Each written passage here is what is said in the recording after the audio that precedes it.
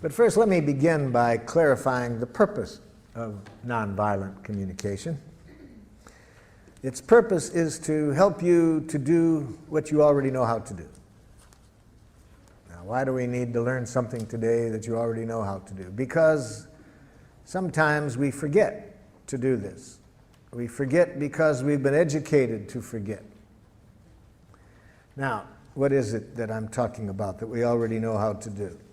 The purpose of this process is to help us to connect in a way that makes natural giving possible. Natural giving possible. What do I mean by natural giving?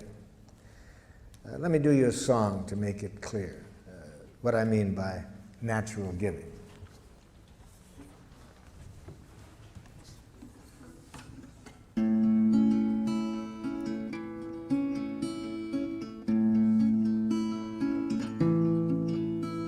I never feel more given to than when you take from me. When you understand the joy I feel caring for you. And you know my giving isn't done to put you in my debt, but because I want to live the love I feel for you.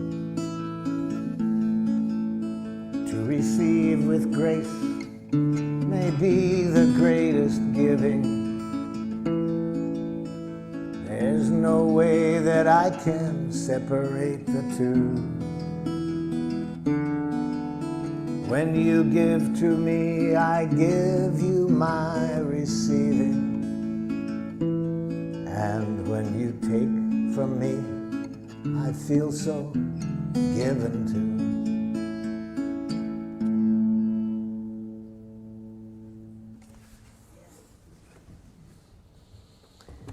You all know that giving. You know how to do it. And that's what I'm interested in. Remembering to stay with that quality of giving, moment by moment in any connection. But we also all know that it's easy to lose it. It's easy to lose that connection, so that instead of enjoying that quality of giving, which is possible every moment in every contact we have, in spite of how precious that is, we forget. And instead of playing the game that that song is about, which I call Making Life Wonderful, it's the most fun game I've ever heard. Instead, much of the time we play another game called Who's Right? Have you ever played that game? See.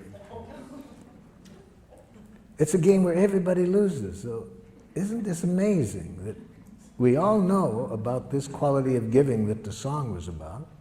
It's possible every moment. We find that the richest thing to do, and much of our life we end up playing Who's Right? Now, the game of Who's Right involves two of the most devious things human beings have ever come upon. One, punishment. See, because if you're wrong in the game of Who's Right, then you deserve to suffer. Can you imagine a more diabolical concept to educate people? So, if you haven't already abstained from punishment, I'm sure by the end of the day that will no longer be a part of your consciousness. No more punishment. You won't do it in your families. We'll get rid of it with criminals. It just makes things more violent. We'll find other ways to deal with other nations beside punishment. No more punishment. No more reward. It's the same game.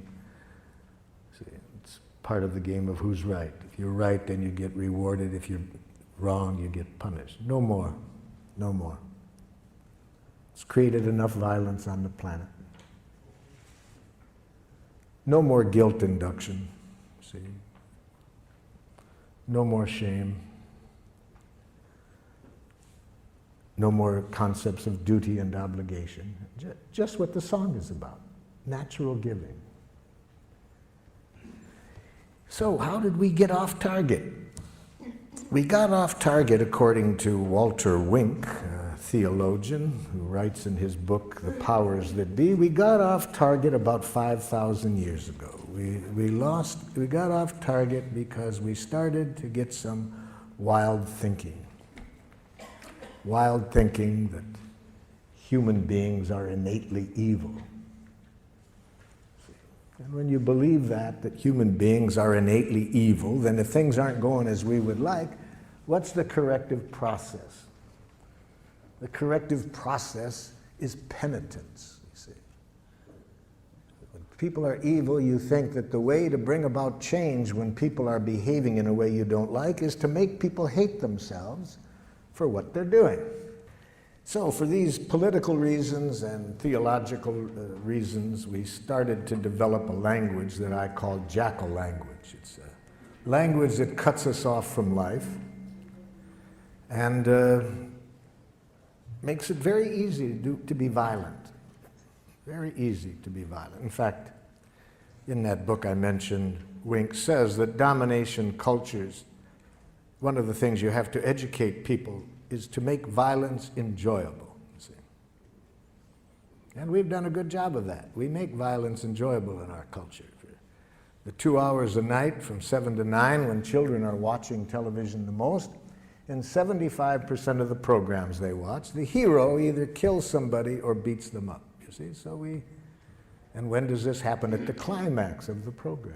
We've been educated for quite a while to make violence enjoyable. So even though I think what that song was about is what is really closer to our nature, this natural giving, we've been educated to make violence enjoyable, and educated in a way we can even be violent to our children.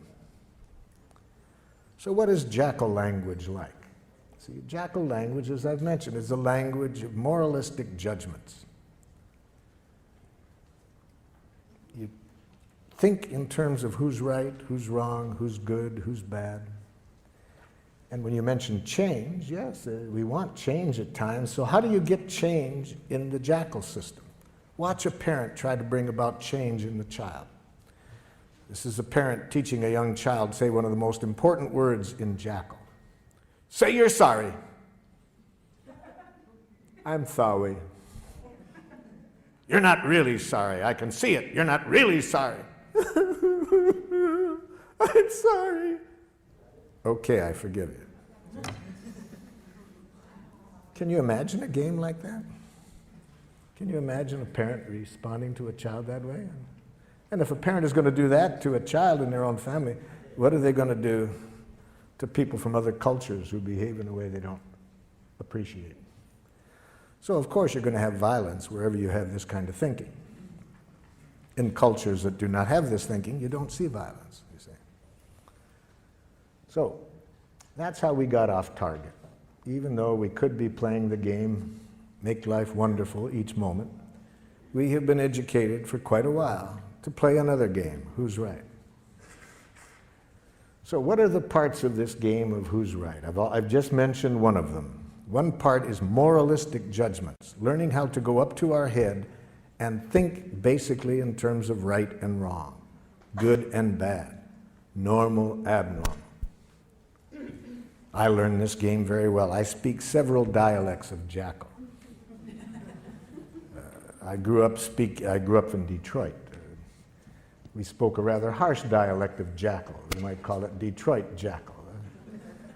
For example, if I'm out driving and someone is driving in a way that I don't like, and again, I want to install change, you see, I roll down the window, idiot! Now, theoretically, the person is supposed to repent. I confess I was wrong, sir. I will change the error of my ways. It's a great theory. It didn't work. I've tried it more than once. It doesn't work. So I thought maybe it was that particular dialect of jackal. So I decided to get the more cultured use of jackal. So I went to the university and got a doctor's degree in professional jackal. Now when somebody's driving in a way I don't like, I roll down the window. Psychopath! Still doesn't work. You see. There's another part of this language of Jackal. Amtssprache. Amtssprache. That's very important. You see, a language that denies choice, denies responsibility for our actions. I use the word Amtssprache for this part, having read an interview with the Nazi war criminal Adolf Eichmann at his trial for war crimes in Jerusalem. Eichmann was asked, was it hard to send tens of thousands of people to their death? And Eichmann answered candidly, he said, to tell you the truth, it was easy. Our language made it easy. That answer shocked his interviewer. And his interviewer said, what language? Eichmann said, in fact, my fellow Nazi officers and I, we had our own name for our language. We called it Amtssprache. Amt in German means office, and Sprache, language. I'd call that bureaucratic language. He was asked for some examples. Eichmann said, it's a language in which you deny responsibility for your actions. So if somebody asks you why you did it, you say, I had to. Then you don't feel so bad if you have to do it. You see, you're not responsible. But why did you have to, Jack? Superiors' orders. Company policy. They made me do it. I couldn't do elsewise. Very dangerous language, Amtssprache. Very dangerous. We have giraffe schools. I use the word giraffe, you see, as a symbol for nonviolence. We'll see today that the language we're going to study is a language of the heart. And so I use giraffe language for that because giraffes have the largest heart of any land animal. So,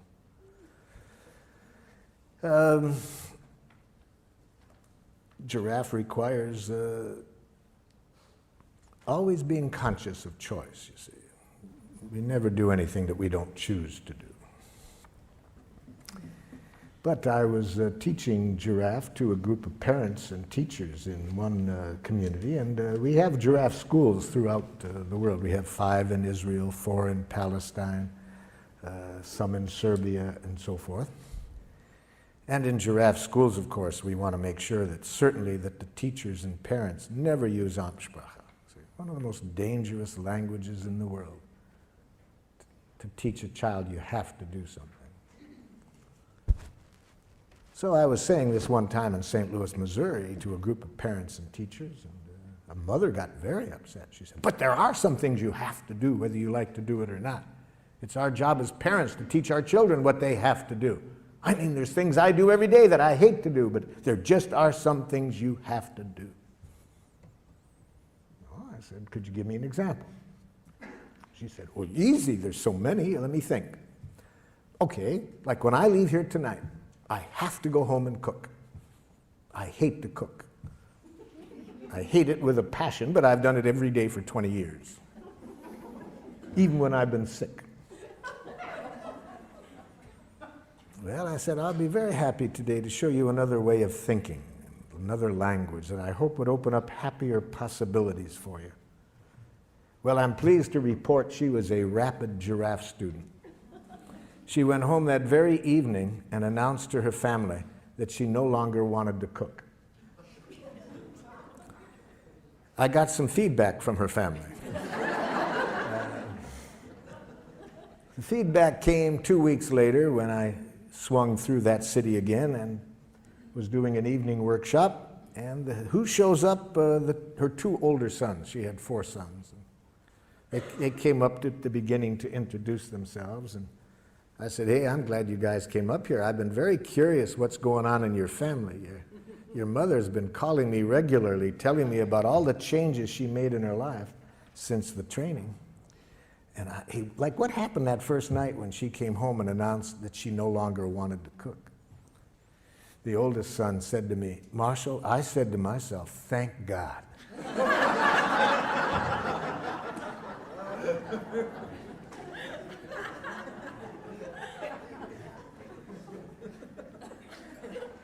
I said, help me understand that one. He said, I said to myself, now maybe she won't complain at every meal, you see. You see, natural giving, what I started the day off with that song, anything we do in life that isn't coming out of that energy, we pay for it and everybody else pays for it. Anything we do out of fear of punishment, if we don't, everybody pays for it. Anything we do for a reward, everybody pays for it. Everything we do to make people like us, everybody pays for it. Everything we do out of guilt, shame, duty, obligation, everybody pays for it. That isn't what we were designed for. We were designed to enjoy giving, to give from the heart.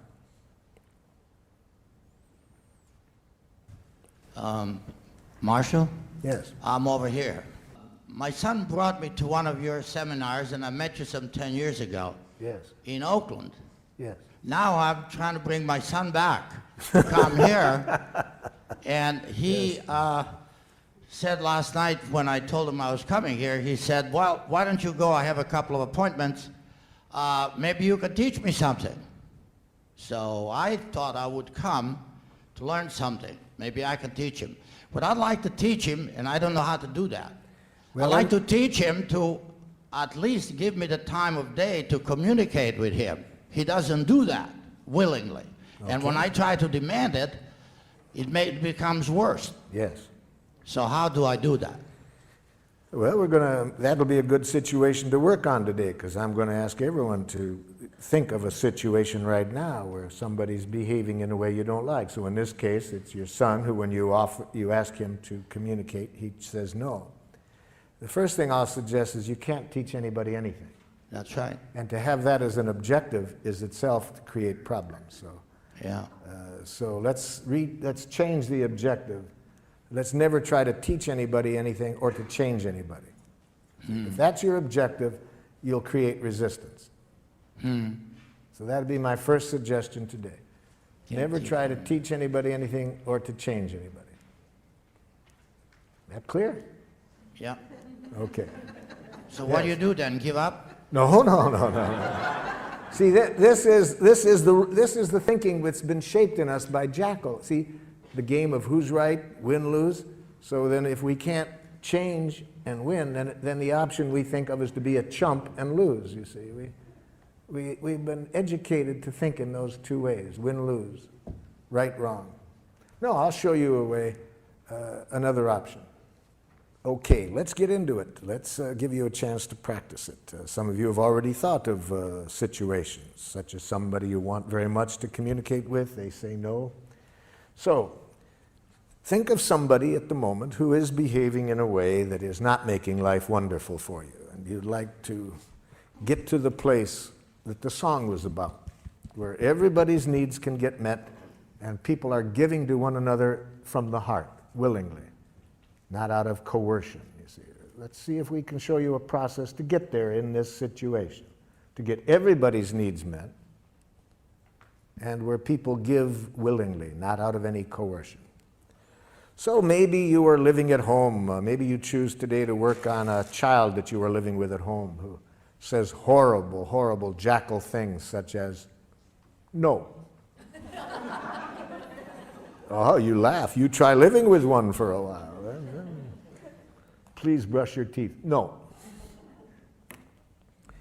Maybe you are living at home with a Jackal-speaking partner who says horrible Jackal things such as, that hurts me when you say that. We'll see today that it's a violent act to say others make you feel as you do. See? To imply that others can make you feel hurt or angry.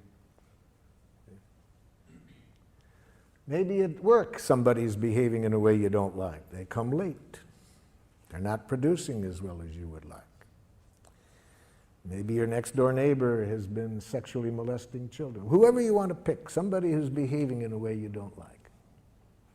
And you'd like to see how we would arrive at the objective of creating the quality of connection that will get everybody's needs met through natural giving. That's our objective. Okay? Now, open up your materials to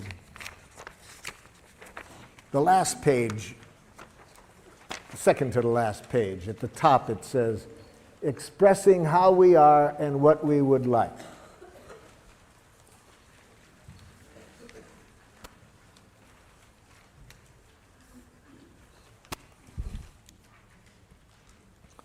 And it says under A, think of someone who does something that makes life less than wonderful for you. So this person that I'm asking you to think about, who's presently behaving in a way you're not crazy about, and what I'd like you to do is answer this question. Write here one thing that the person does that you don't like. We're going to work on one specific action that the person does that you don't like to get you familiar with the process today. Maybe the person does several things, but we're going to show you how the process works by showing you how to communicate with the person about one specific thing they do. So write under A one thing this person does that you don't like. Now, when I was here in San Francisco working with the school system back in the 70s, the superintendent of schools asked me to go into an elementary school. He said the parents are complaining about the quality of relationship between these teachers and the administrator. They said the tension in the school is so great that the parents want to take their children out of the school. So he asked if I would go in and see if I could open up better communication between the staff and the administrator. The plan was I would meet first with the teachers and then get the teachers and the administrator together. So in my meeting with the teachers, I started with the question that I just asked you. I said to the teachers, can you tell me one thing that the administrator does that makes it hard for you to work with him? I was asking for an observation, a concrete behavior. What is one thing he does?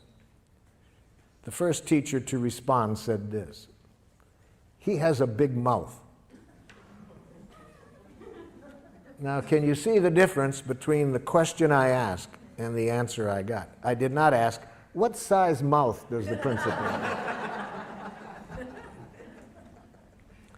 So this teacher was giving me an evaluation, an analysis that implies wrongness. You see, we've been so trained to think that way that sometimes we can't separate fact and opinion. All we see is our enemy image.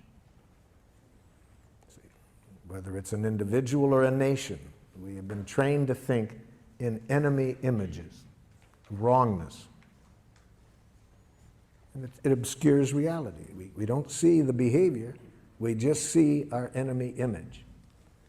In his book, Out of Weakness, Andrew Schmuckler says that when cultures are taught to think this way, not to just see the person, but an image, a judgment they've made,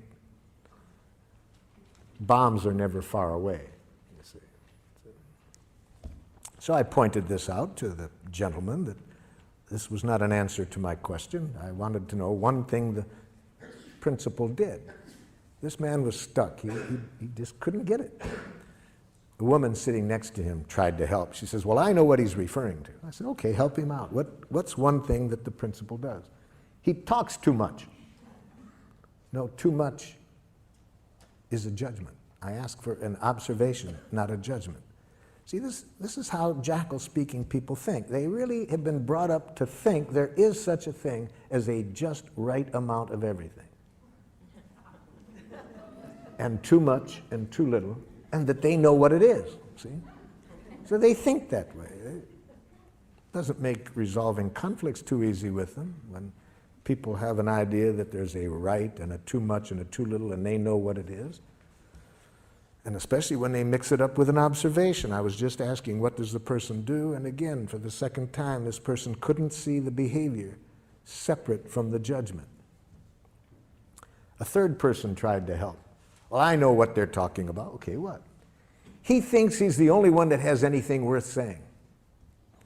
No, telling me what you think he thinks is an evaluation you're making of what you think is going on in his head. I was asking for what does he do? A fourth woman said, he wants to be the center of attention all the time. I said, now you're giving me a judgment or a diagnosis of his motives. Even if it's accurate, it's a diagnosis of his motives. It's not an observable behavior. My question was, what does he do? Now the entire faculty sits there quiet. Nobody can answer the question. And one of the women said to me, boy, Marshall, that's hard to do. Yes. In fact, the philosopher Krishnamurti says that to observe without evaluating is the highest form of human intelligence, you see. So those of us who have been taught to think in these enemy images, immediately to think right, wrong, good, bad, normal, abnormal, appropriate, inappropriate, to this, to that, we can't see reality. All we see is our enemy images.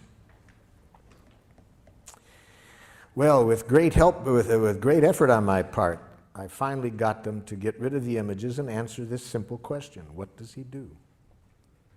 There was several things, but the one that they wanted particularly to start working with him on was this: that during their once-a-week faculty meetings, regardless of what was on the agenda, he would relate it to a war experience or a childhood experience. And the average meeting lasted 20 minutes longer than it was scheduled. Okay, that answered my question of what he did. He talked about war experiences, childhood experiences, rather than sticking to the agenda. I said, have you called that to his attention? And they said, well, we can see now that when we tried to talk to him about it, these other judgments get mixed in, and he gets defensive. So they thought it would be a good idea to talk to him about it, but they asked if I would be at the meeting just in case. So I attended their next staff meeting, and I saw rather quickly what they were talking about, because almost as soon as an issue came up, the principal would say, oh, that reminds me of a time, and he would start to tell a story. And I was waiting for somebody to confront him on this in Giraffe, but instead of that, there was a lot of nonverbal jackling going on. People were going like this, rolling their eyes, poking the person next to them, yawning, looking at their watches, holding the watches up to the ear.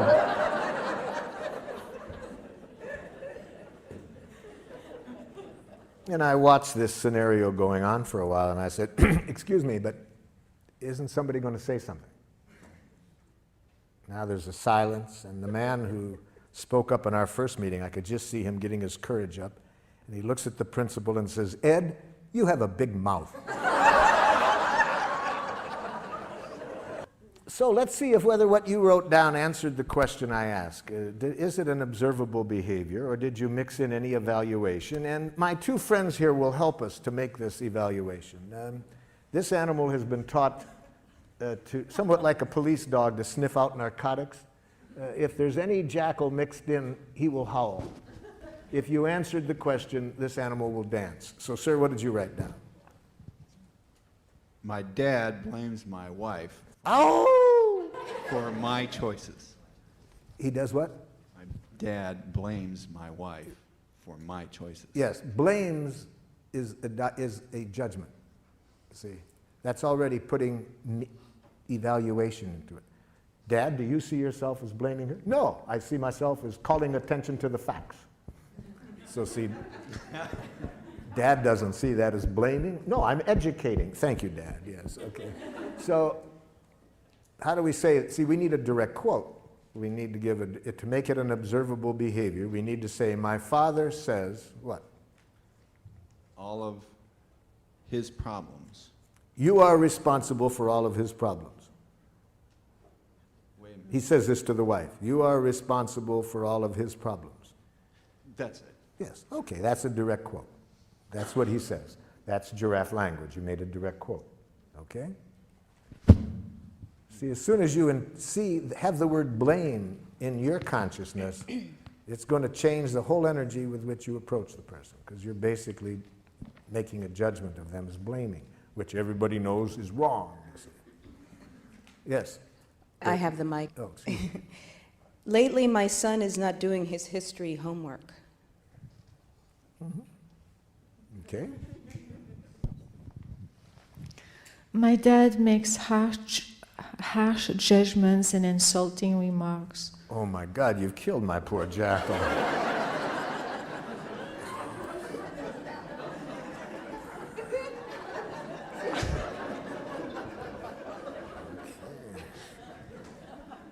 He could have handled the harsh, that was one judgment, but insulting, harsh and insulting, see, those are two judgments. That Actually, he does use insulting words. No, there is no such thing. After today, in fact, seriously, by 4:30 this afternoon, you will never hear another insult. It won't exist. Insults will not exist.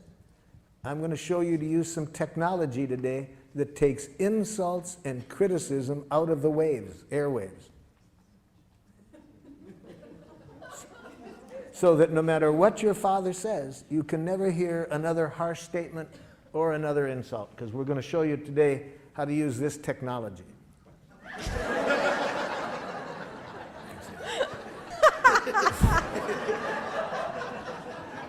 And with this technology, it will be impossible for you to hear criticism, harsh remarks, insults. With these ears, all you can hear is the only thing human beings are ever saying. Please and thank you. See, that's all. We're going to show you today that all what used to sound like criticism, judgments, blame, are simply tragic, suicidal expressions of please. My brother Yes. yells at me to get in the car to go to school, and then he makes me late to school. Who yells? See, but you see, yells is a kind of a little bit of an evaluation. He speaks in a tone of voice. Yeah. You see. Okay, it's the tone of voice. I was asked at Lincoln High School. Is there Lincoln High School in San Francisco? Yeah. Many years ago, I was asked to work with the faculty there. They were having a lot of tension amongst the faculty, racially, ethnically. There's a lot of tensions. And the superintendent asked me to work there, and I started the day asking, tell me something that somebody else on the faculty does that you don't like. Man turns to the woman next to him and says, I don't like it when you yell in our faculty meetings. She says, who yells?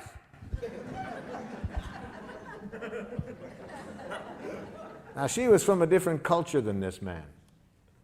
See, what was yelling in her culture was quite different.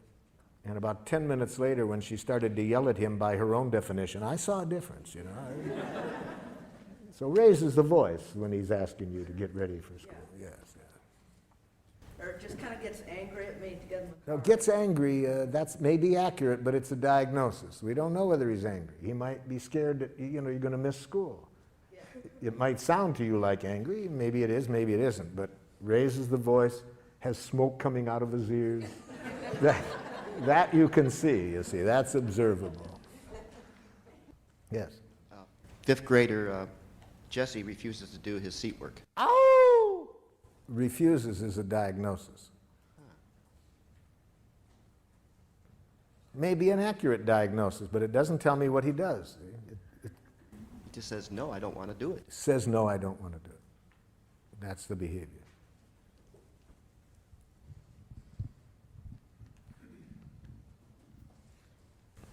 My husband doesn't tell me things which will affect me deeply. Okay. It's the first jackal husband I've ever heard of.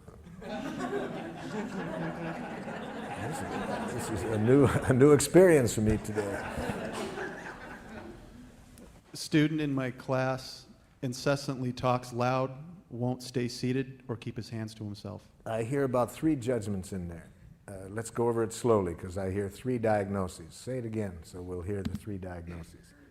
Incessantly talks loud, Loud is your interpretation. Louder than you would like. If you want to say it, put it that way. Louder than I would like. won't stay seated, Won't is a diagnosis. Doesn't stay in his seat after I've told him to. He might in the future. We don't know whether he will or not. So that's a diagnosis. Doesn't at the moment. Doesn't when I ask him to stay in his seat. and does not keep his hands to himself. And does not keep his hands to himself. Mm-hmm. Okay. Since coming to the introductory presentation on Tuesday night, I've been very aware of hearing evaluations Yes. in myself and especially in other people. And so I started to wonder, are all of those violent communications, or would there be a way that some of those are, according to this model, nonviolent? I would say that any evaluation of others that implies wrongness is a tragic expression of an unmet need. Tragic in the sense, for two reasons. First, it decreases the likelihood that we will get what we want. Even if we don't say it out loud, even if we think it, if we are even thinking that what somebody else does is wrong, it decreases the likelihood that we will get what we want. And second, it increases the likelihood of violence. So what could be more tragic than that, than expressing ourselves in a way that gets in the way of our getting what we want and increases violence? So anything that we want to say that implies wrongness on the part of the other person, I'm suggesting, is a tragic, suicidal expression of an unmet need. Say the need. Learn a need consciousness, which is what we're going to get to now, you see. That's how we evaluate in nonviolent communication. We evaluate from the heart. We make judgments, but we make need-serving judgments. We judge whether what people are doing is meeting needs or not.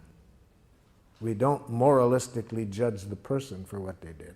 We judge whether it's serving life or not, because needs are our direct connection with life. They're the life that's going, needs are the life-seeking expression within us. So we evaluate with reference to that. And that requires two kinds of literacy, feelings and needs. So let's be sure that we are all speaking the same language when I use the term feelings and needs. So under B, it says, imagine that you are talking directly to the person and express how you feel when the person acts in the way described above. And use this form. Again, we're talking to the other person, we're telling them now what they did, and we say, when you do this, I feel how? How do you feel when the person does what you wrote down under A? Write that down.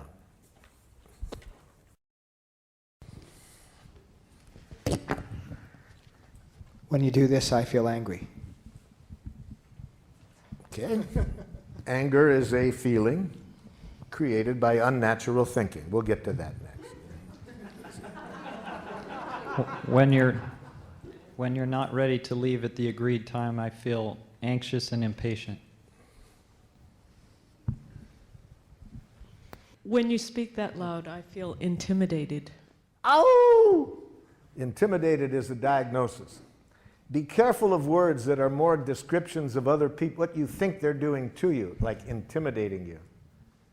So write down the following as not feeling words. Do not mistake these words as feelings. I feel misunderstood. I feel used. I feel manipulated. I feel judged. I feel criticized. I feel ignored. For example, aren't there times when you think somebody's ignoring you? Don't you feel relieved? And at other times, don't you feel angry? You see, so words like that really say very little about what's alive in you. They say much more about how you are interpreting the other person's behavior. And above all, never mistake the word rejected as a feeling. I feel rejected. No. That's not a feeling. That's a suicidal interpretation. Okay, who's got the mic? There's the mic. Yep. Hurt, disappointed, disheartened. Yep.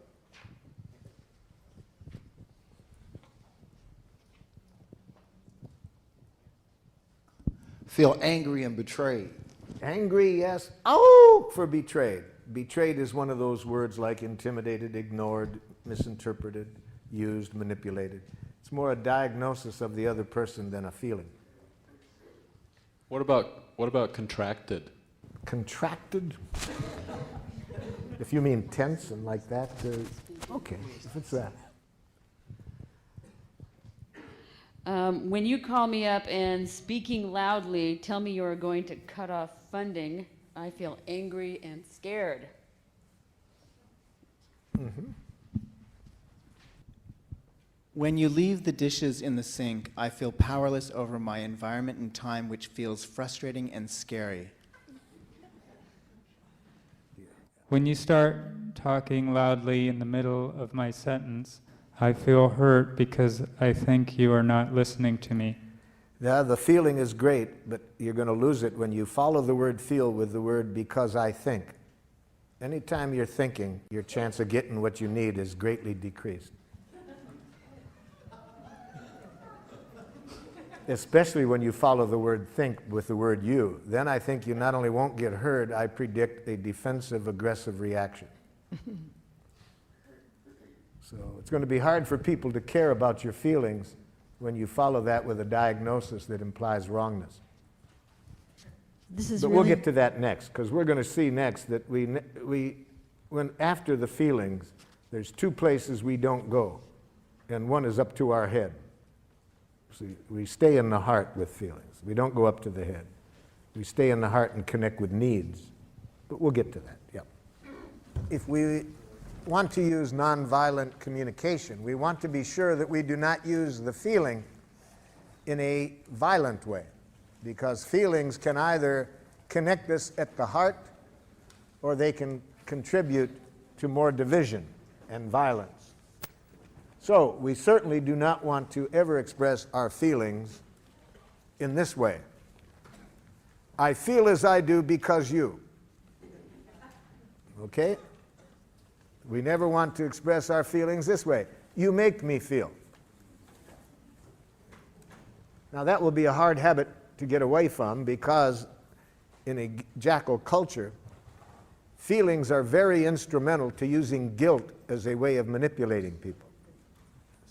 The way to manipulate people is if you can convince them that they make you feel as you do, then they should feel guilty and change, you see. So it's another form of this violent game.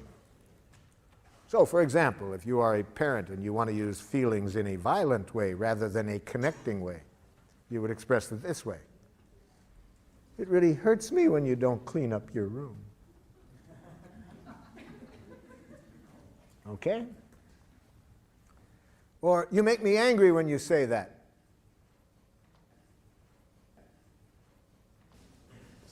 I was talking during the break about one of my happiest days as a parent was when my oldest son went to a jackal school for the first time. He had gone 6 years to a giraffe school that I had helped create. And, but then I wanted him to learn how to enjoy jackals as well. So,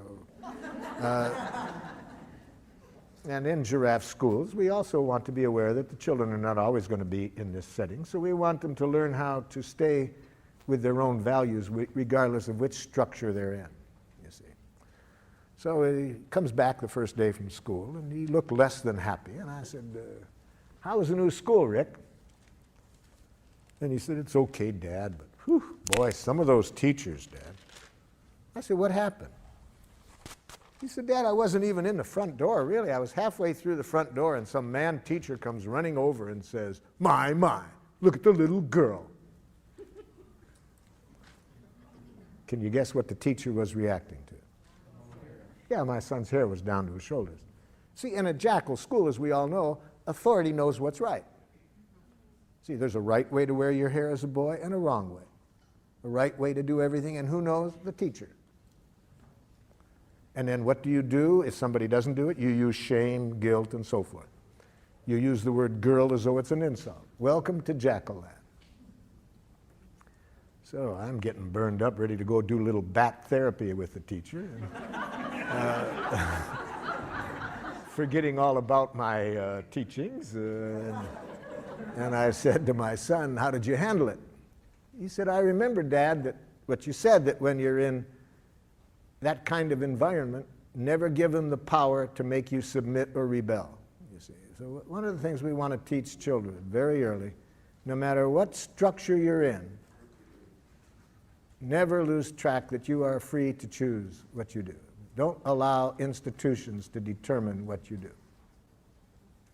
I said, hey man, that you remembered that, that's a big gift. I really love that you could remember that under those conditions.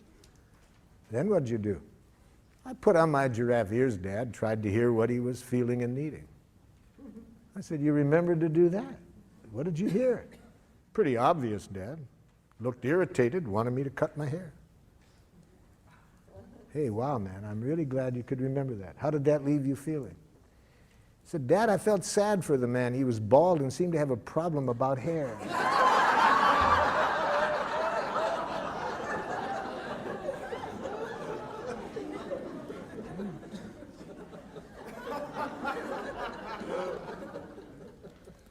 So we want children, the same thing we want to teach adults. Institutions can't make you do anything. Other people can't make you do anything. No human being has ever done anything they didn't choose to do. A Palestinian in the village of Hebron disagreed with me one time. He said, I don't agree with you, Marshal, that we only choose to do. Where was my choice 2 days ago? A soldier puts a gun at my head and says, take off your clothes or I'll shoot you. Where was my choice? I said, seems pretty obvious to me. You had a choice of whether to take off your clothes or not. He laughed. He said, okay, I got your point. I chose not to take off my clothes. That soldier knew I didn't have a gun. He was doing this to dishonor me. I chose to risk my life to protect my honor. Okay, so I'm not saying we always like the choices we have, but nobody can make us do anything we don't choose to do. So I said, apparently the soldier also chose not to shoot you, or else he was a very poor shot. My children taught me this about nobody does anything they don't choose to do. From the time they were 2 years old, they educated me that I couldn't make them do anything. All I could do is make them wish they had. And then they taught me another lesson, that any time I would do that, they would make me wish I hadn't made them wish they had. You see. They taught me that violence creates violence, you see.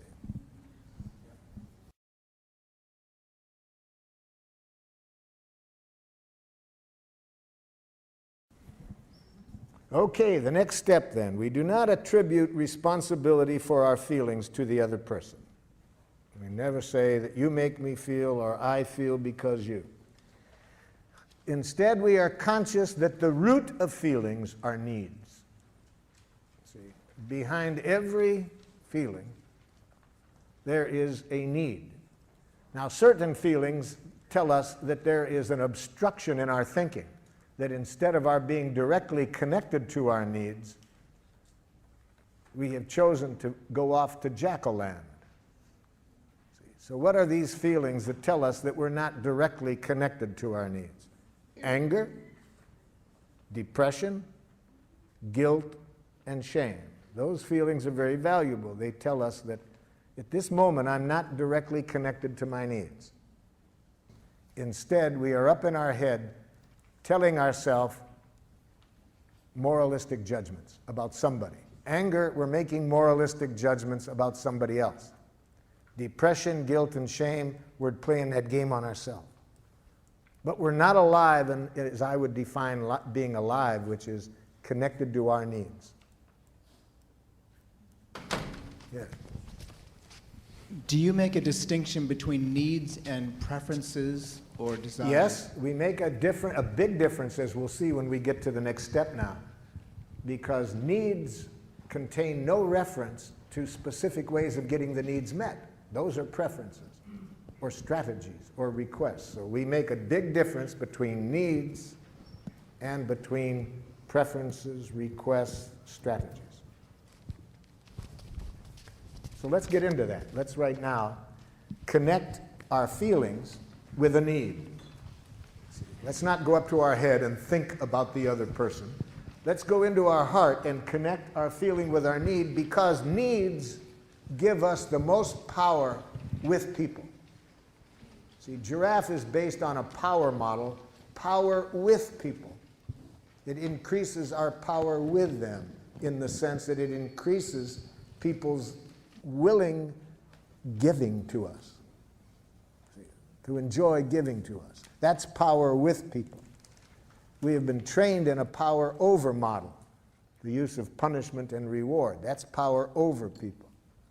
To get them to do things not because it's coming from their heart and they want to contribute to our well-being or to life, No, they want to avoid punishment or get a reward. So we want to increase power with people. And the most powerful form of communication to do that is to bring people's attention to our needs that are not getting met. When people's full attention is on our needs, they hear no criticism, no demands. It is natural to enjoy giving. But if we hear any criticism or demand, we lose connection with that natural desire to give, and now we want to defend and attack. So let's learn a language of needs. Under C, it says, imagine again that you are talking to the person and express your reasons for feeling as you do this way.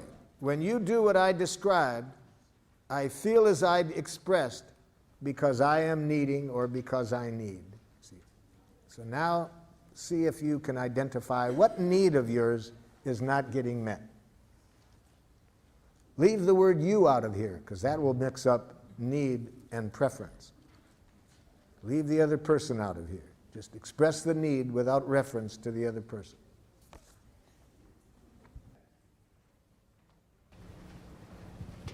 All needs are universal. Every human being in the world has the same needs. So you can look at what you said and see whether this applies. You see. So if what you wrote down is a true need, every other human being in the world has that need. We're all created out of the same energy. So we really see this at the level of needs. All human beings have the same needs. What differs immensely is the strategies that we have been educated in for meeting the needs. Different cultures educate people to meet the needs in a different way, but the needs are the same. Who wants to check theirs out? Okay. To know that you are responsible and honest. That notice brought the other person in there. I have a need to know that you are responsible and honest. How do we express the need without bringing the other person in there? See? Now, we can bring it in one way. I have a need for your happiness, for your protection. We can say that. Okay. See, but not the way you're saying it. Yes? I need to be seen and heard as who I truly am. I have a need to be seen and heard as who I truly am. Okay? Now, I have a impulse to qualify that and to say free. To be free. I have a need to be. The last word in that sentence is who I truly am, free. I have a need, who I truly am, to be free. Yes, that's a need we all have. The important thing will come out when we get to a request, because that's a request that only you can meet. Other people can't do that. They can't meet that need. So if you don't know how to meet it for yourself, for freedom, you won't have that need met. I'm feeling a bit frustrated because I'm noticing that everything is a strategy. In other words, mine is a need for an aesthetic environment. But underneath that, there is a need for serenity. And my serenity doesn't come from the environment. So this entire request, starting at A, is a strategy to get something called serenity. Okay, that's a need then. I have a need for certain peace, but isn't there a need in there for certain aesthetics that will... Right, but it crumbles the house of cards for me of wanting the sink not filled with dirty dishes. Help me understand that. Why wouldn't if you have a need for serenity... But serenity doesn't come from a clean sink. Okay, then we haven't got the right need then. Or then it's not that you want the sink cleaned out. But I'm projecting that need onto the sink, thus onto a behavior of someone else. Well, the other person's behavior can be getting in the way of our need getting met. If the dishes aren't done, and it could be some needs of yours are not being met by that. Then you have to identify what the needs are that are not getting met. I'm not sure. I'm really not sure that I'm not basing an assumption that by having that sink clean that I'm going to have serenity, and I think it's a false distinction. Well, the nice thing about being clear about our request is we can test it out. If I say, for my need for serenity, I'd really be grateful if you would clean up the sink. The person does it, and I'm still not serene. Okay, that helps. I know that doesn't work. See, we never really know what we want until after we get it. If after we get it, it makes life more miserable, then we know that isn't what we wanted. If it makes life more wonderful, then we know that is what, a strategy that will meet our need. That's what makes life fun. We never know what we want until after we get it. That's why Paul Tillich, the theologian, says that Christianity requires the willingness to sin courageously. You ask for what you want, hoping to meet your needs. You get it, it makes life worse. Okay, now I've learned that isn't what I want. Wouldn't it be boring to know what is wrong? Yes? When you do what I described, I feel as I expressed, because I need respect and acknowledgement, and I need to be able to feel safe in my job environment. I hear needs in there. Yes.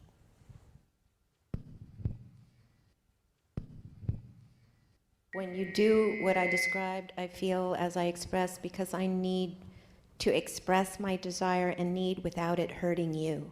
No. Now we No? got a bunch of stuff Oh, in there. shoot. If you want to avoid hurting other people, the only way I can offer you to do that is to become a nice, dead person. Yeah.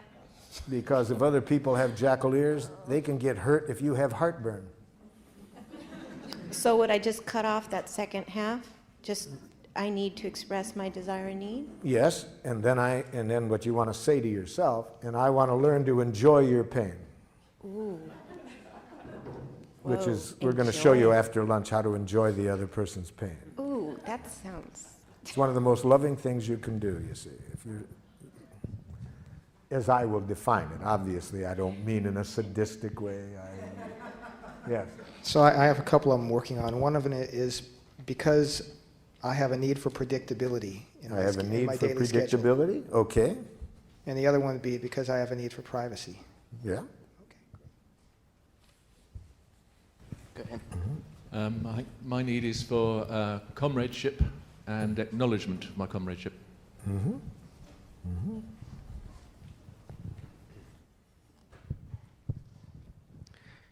I have a need to memorialize the life of your father, and in doing so, honor the life of your entire family. Have a need to honor this life, yes.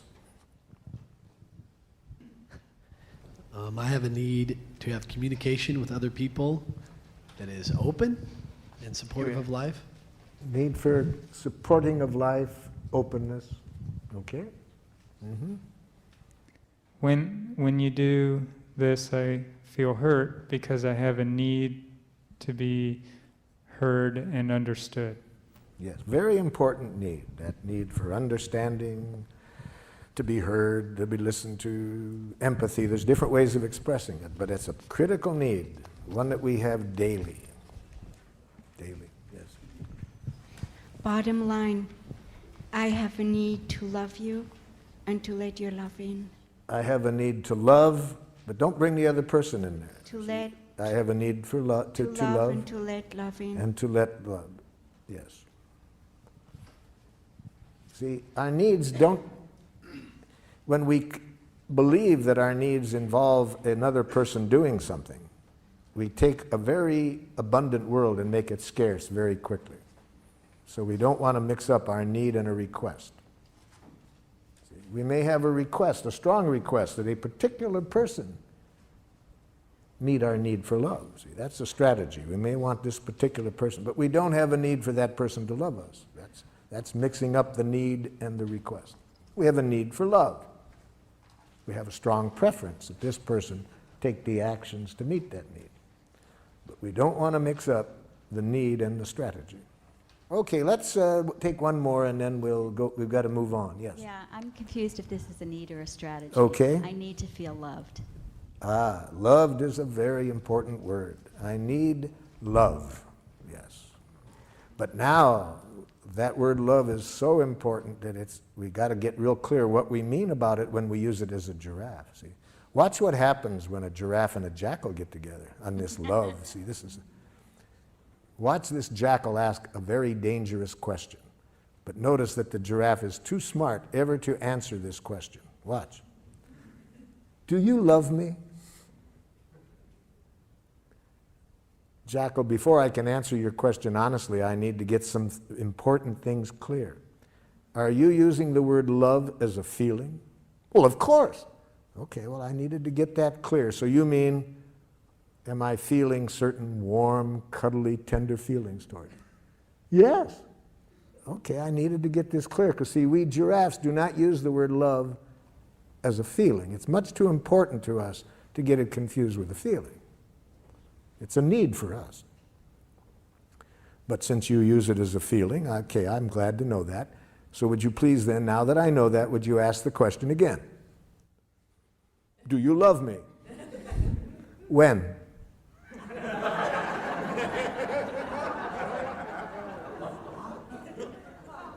When? Well, I want to be honest. I can see how important this is to you, but how can I be honest with you about what I feel toward you without reference to a specific moment? Feelings change every few seconds. Life is changing. Feelings are part of life. So I'd have to know a specific time and place to ever answer your question of how I feel. What about right now? No.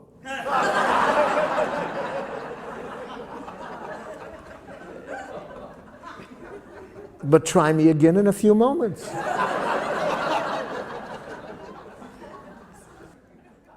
So you see, to a giraffe, love is a need, and it's a need for which we must be very clear about what requests do we have of other people to meet that need.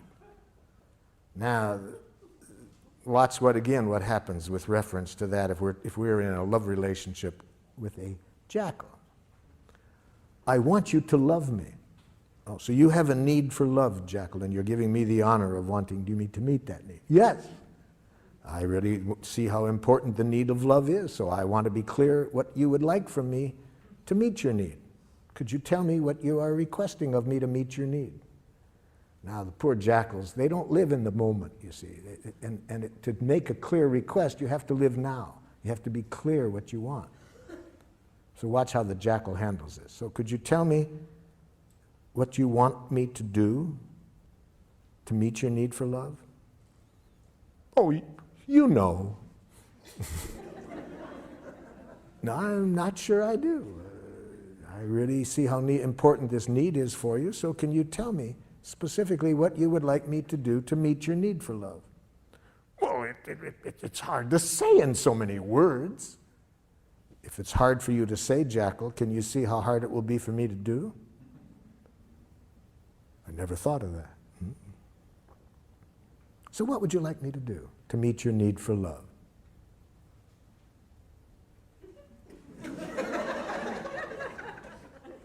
It's embarrassing to get clear. Yes, it is, because much of our oppression in close relationships comes from saying to people, I want you to respect me, I want you to love me, I want you to understand me, without our being real clear what we want when we say that. So what are you wanting, jackal, when you say you want me to love you? I want you to guess what I want before I even know what it is. And I want you always to be willing to do it. Thank you for defining it that way, jackal. Would you please find someone else to meet your need for love?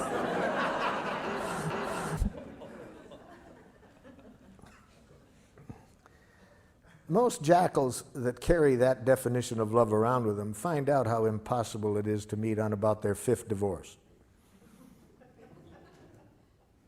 You see, they keep thinking that they're going to find the right person to love them, not realizing the problem is how they're defining love and what they want from other people to meet the need for love, to see that it's impossible to meet that need. Which brings us to the next step in the process, how to make clear requests after we have expressed our unmet need. And a clear request defined in giraffe is, first, it's a positive action. We say what we do want, not what we don't want. So a woman gave me a very good example of what happens when you say what you don't want. In a workshop, she said, "You've really helped me understand what happened recently, Marshall. I said to my husband, I don't want you spending so much time at work. And then I got furious with him when he signed up for a golf tournament."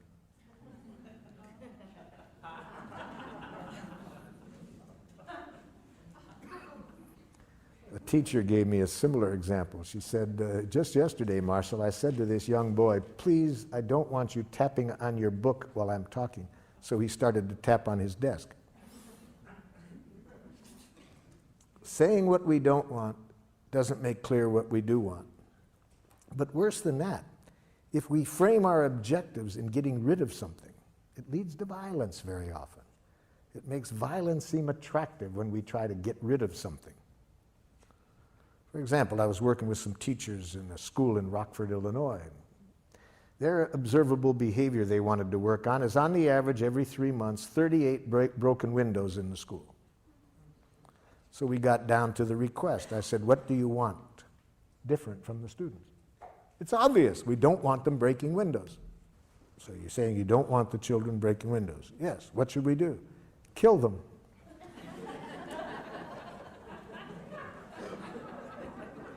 Research has demonstrated dead children break no windows.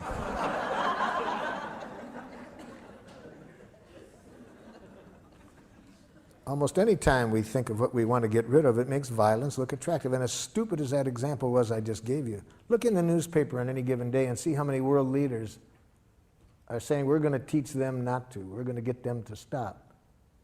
And they think violence is going to... See, it always makes violence seem attractive to... It's only, as I said earlier, when we get two questions clear. What do we want people to do? And what do we want their reasons to be for doing it? Then I think we'll see violence never works. Okay, so we want to say what we want to say in the positive. What do we want the other person to do? What do we want them to start doing differently? And second, that it needs to be clear action language.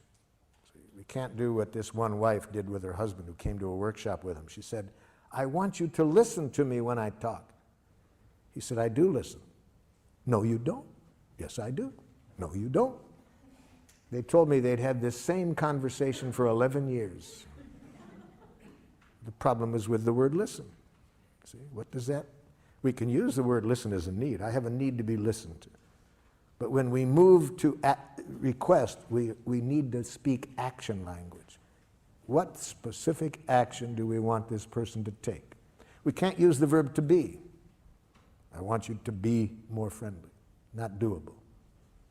We can't use feeling language. I want you to feel confidence in yourself. That's not doable. So we need to be able to make very concrete requests. Try it out with what is under D there. See, in relation to what the other person did and your feelings and needs in relation to the action, imagine you're talking directly to the person and express a request using this form. I would like you to. What do you want the person to do to meet your needs? I want you to obey my instructions. Let's use the word, I want you to do what I told you to do. I want you to do what I told you to do. And if you were a giraffe, you would give that to the person with a little card that said, "But please do as I requested, only if you can do so with the joy of a little child feeding a hungry duck. Please do not do as I request if there is any fear of punishment motivating you. Please do not do as I request out of a hope for reward or that I will like you if you do. Please do not do as I request out of guilt, shame, duty, obligation. Life is too short to do anything for anybody out of that." So what I'm getting at is when we do make a request, we want it to be sure that the person trusts it's a request and not a demand. So we'll come back to that, but let's just work on the clarity of the request to begin with. Yes, so what is your request? I would like you to do what was agreed upon. Okay. Give me the space to complete my thoughts. Oh! Too vague. Give me the space. Let me complete my Let me thoughts. is not doable. Let me show you what I mean. A woman said to her husband, came to a workshop, I want you to give me the freedom to be myself. He says, I do. No, you don't. I said, hold it, hold it. Give me the freedom is not doable. Let me? No, that's not doable. Allow me? It's not doable.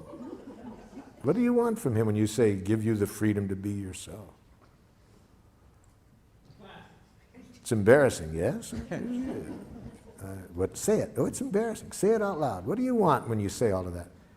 I want him to smile and say it's okay no matter what I do. Okay, now you're honest. You see, so what do you want? I want to express myself. Yes, you can do that. Nobody can stop you from expressing yourself. So I'm getting interrupted. You want the other person to wait until you finish speaking? Yes. Before starting? Yes. Okay, that's the doable action. So how do we know?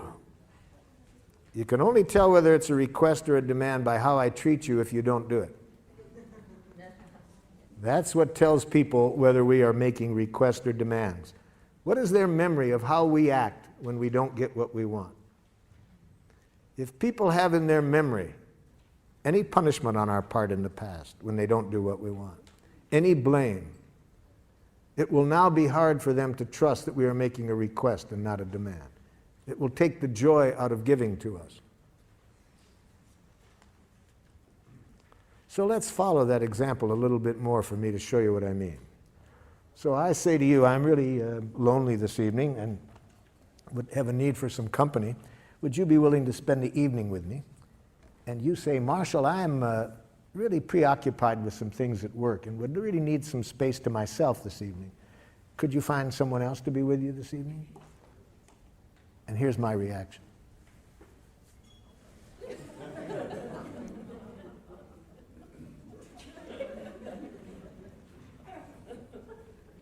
Two days later, you, what's the matter? Nothing. You, come on, what's the matter? You knew how lonely I was. If you loved me. Now, was it a request or a demand? See, so we can't tell from how nicely it's asked. We need to see how the person treats us when we don't do what they want. That's when we trust that they make requests or not demands. So we are going to pay for every time in the past when we used any coercive means to get what we wanted. So now at least we don't want to pay for that anymore. We want to be sure that whenever we make a request, it is a request. Now that doesn't mean the other person will trust it, even if it is, because unfortunately, there's been so much coercion in our world that even if we are making a sincere request, the other person might hear a demand. I was working in one school system with a group of students that the school district labeled as socially and emotionally maladjusted. Now, from what you've learned today, was that a jackal school system or a giraffe school system? Yes. It sounds like in your example that the person was really disappointed or really let down. Not let down, that's a diagnosis. Okay. They're really Disappointed. Really hurt. Okay. So how could they have expressed that without being a demand, but not suppressing the fact that they're really disappointed? They could say, so you have a lot to do right now, and it would really meet your need to be by yourself. Yeah. And the kind of mood I'm in right now, I really trust that you would meet it better than anybody else I know. Is there some way that we could find to get your work done and still meet my need for connection tonight? That's what we call dogging for our needs. You see? That shows respect for the other person's needs. I'm not trying to use any guilt or manipulation, right? I'm just trying now to find a way to get everybody's needs met. Okay? So then So then if the person can't find replacement? If the person cannot think of somebody to replace them, it will not be a problem. It will only be a problem if I put on these ears and receive in what they said a rejection. You see, if I hear a rejection, that's the problem. It's not okay to say I'm disappointed? You can say I'm disappointed as long as you don't say you disappoint me. And as long as you don't stop after saying I'm disappointed. See, I'm disappointed. That's just another way of saying you disappointed me. I'm disappointed. We always have to end a feeling. At the very end of it is going to be a request. See? So we don't just say I'm disappointed. We'd have to say, we have to take responsibility for asking for what we want. Given the other person has this other need, okay, what do you want then from them? Well, the jackal doesn't like that game. They don't like to have to be responsible for what they want. They'd rather say, well, if they love me, you see, if they were any kind of friend, I think it's only fair that they want to control by guilt, shame.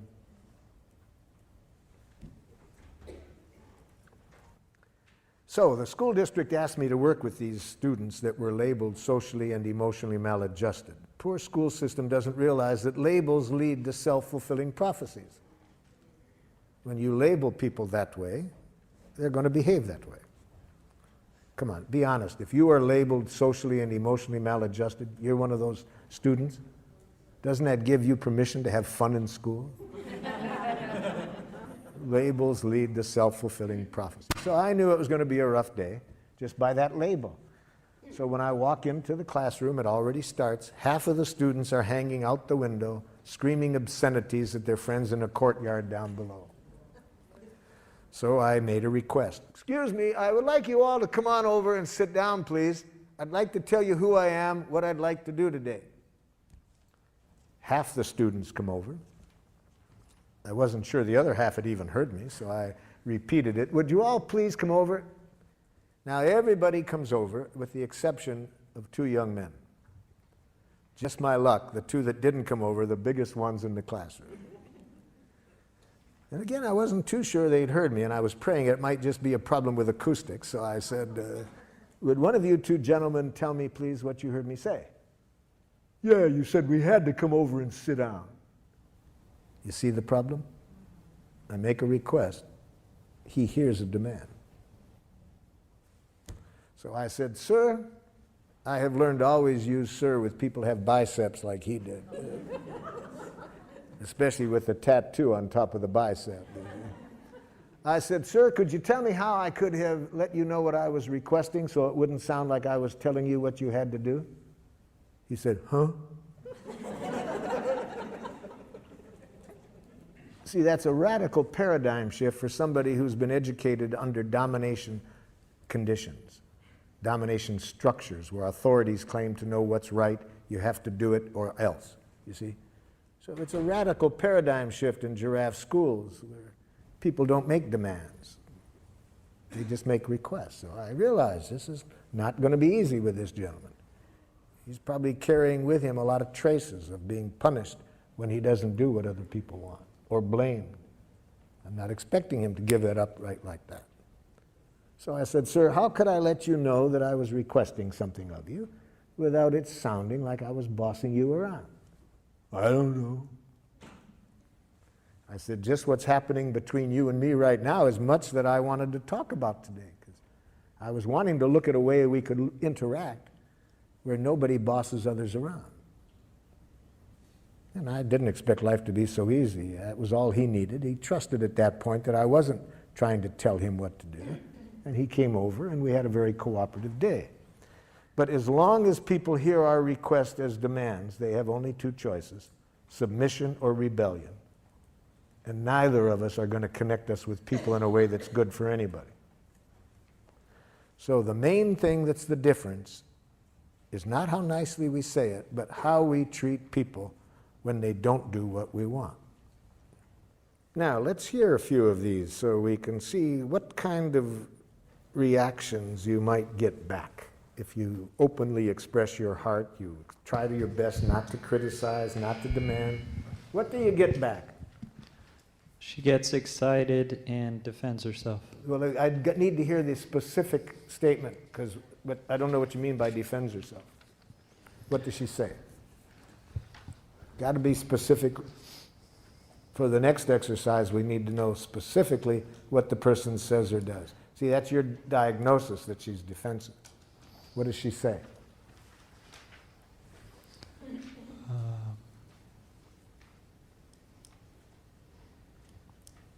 Sometimes things happen and I'm not ready to leave when we agreed. Well, sometimes things happen and I'm not ready to leave when I agree. Okay, that's what the person says. I can't do that because I have a hard time connecting with people as partners. I can't do that because I have a hard time connecting to people as partners. This is their response back? Yes, What what did the person respond back? he says, nothing I do is ever good enough. Nothing I do is ever good enough. Okay, here. I Mm-hmm. guess I should go through the whole thing. She says she doesn't like the way I wash dishes or make the bed. Yes. I feel angry and resentful. Yes. I feel as I express because I need to be accepted for my willingness and ability to do a job the way I do it. Yes. I would like you to acknowledge my work positively. Even if I don't feel like it? How do you want me to, how would you like me to respond positively when an idiot could do a better job making a bed than you do? Okay, that's the last thing. She would say that she can't because I never do it the way it should be done. Yeah, so the problem there is with the present request. What do you want from this person? I think what you want is this.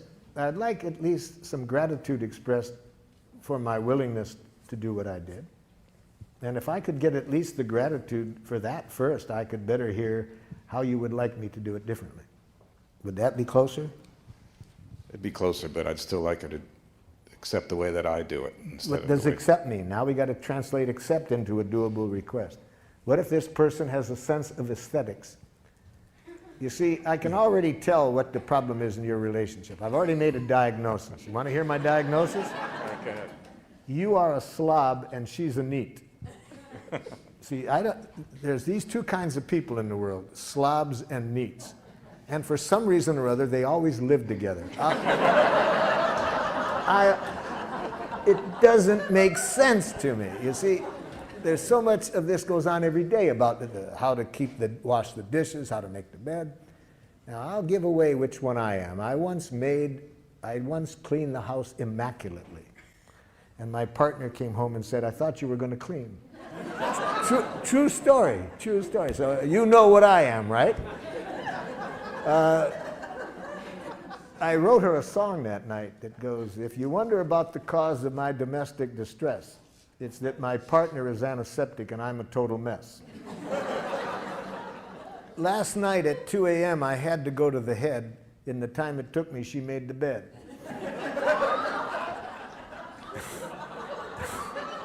You know? So there are these slobs and neats, and they always get together. I have a plan for world peace. Put the slobs in one hemisphere, the neats in another. So how does that get back to needs? And now that you've diagnosed It has to do probably with this. And you have to say to the neat, I'd like you to agree that there can be different ways of doing things. Is that what you want? My solution was that I just don't do it anymore. Well, a typical slob solution, yes. I could have guessed that. Yeah. It worked.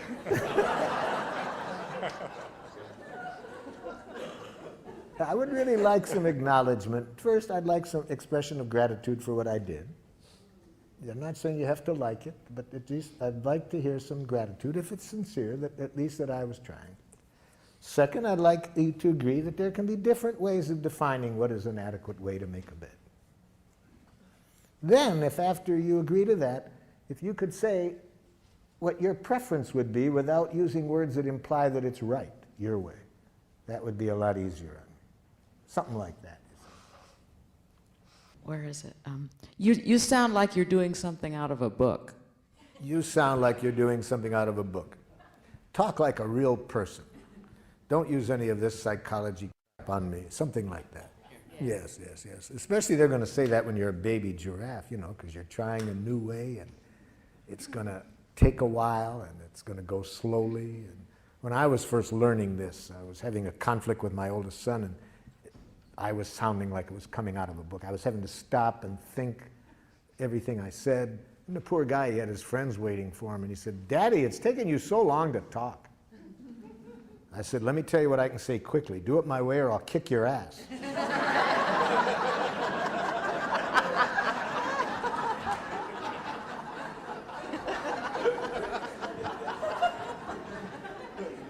He said, "Take your time, Dad."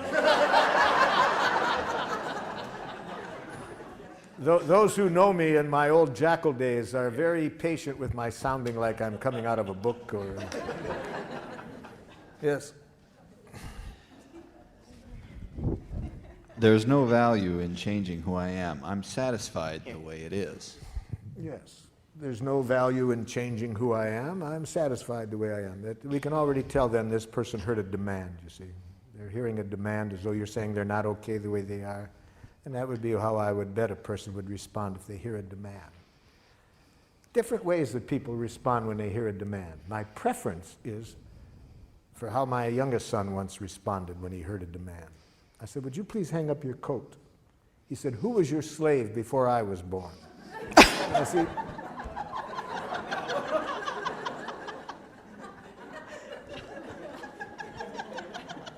I like that way because I know he hears a demand then, right? It's pretty clear. Now, then there's other people who it's harder to guess if they're hearing it as a demand. For example, you say to them, "Would you please come over and just sit on the couch with me and talk with me?" The person goes like this. Okay. Now, if you're smart, you'll say, "Oh no, stay away." They're hearing a demand, you see, but they're giving in. But the worst case scenario, this is the dangerous one, you see, is if the person hears your demand, your request as a demand, and they respond this way. "Oh, sure, I'll do it." And they do it. But they did it to buy your love. They did it because they were afraid that if they didn't, you wouldn't like them. Now, how will you find out? You'll find out eventually. You might find out like this one woman did who showed up at my door in 2 in the morning. 2 in the morning, my doorbell's ringing one morning. It's pouring rain outside. And this woman, not 8 months pregnant, crying. I said, come in. I sit her down in a chair.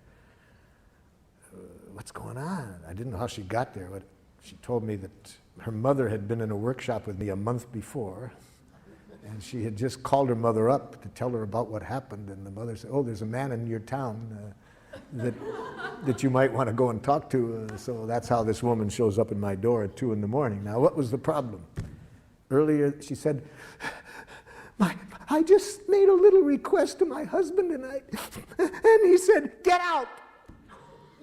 We've been married 8 years. He's always been so loving, so kind. He's done everything I want, and now he says, "Get out." Already I knew what the problem was. He was a yes-saying jackal. He hears somebody he loves wants something, and he feels he has to do it to buy love, to prove that he's a loving person. And so how does she find this out? It took 8 years, but then she pays for it one night. And I know I was right. How do I know I was right? I got him out of bed. Why should I be up at 2 in the morning talking to his wife while he's sleeping? So I call him up and invite him over, and sure enough, you see, he was a yes-saying jackal. He just didn't know how to say no. So he had been giving in, for all these years, and then finally this night he snapped. So that's how you find out. After 8 years, she found out that he was hearing demands and lovingly giving in to them. You certainly don't want to ever receive those messages, any one that you've just responded to. You never want to hear what the other person thinks. Never hear what a jackal-speaking person thinks. You'll live longer. So certainly after lunch, we're going to say, do not hear what the person thought. Whatever thoughts they expressed, never hear what a jackal-speaking person thinks, especially what they think about you. So we'll show you other options than that. We'll show you how never to hear a criticism. We'll show you all of that after lunch.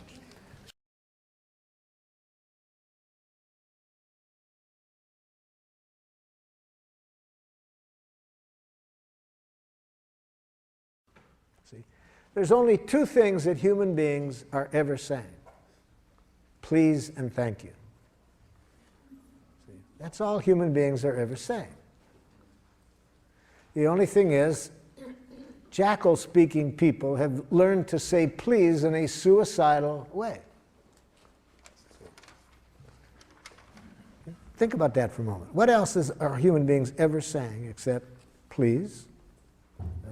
You're behaving in a way that isn't meeting my needs, or my needs are not getting met by something else.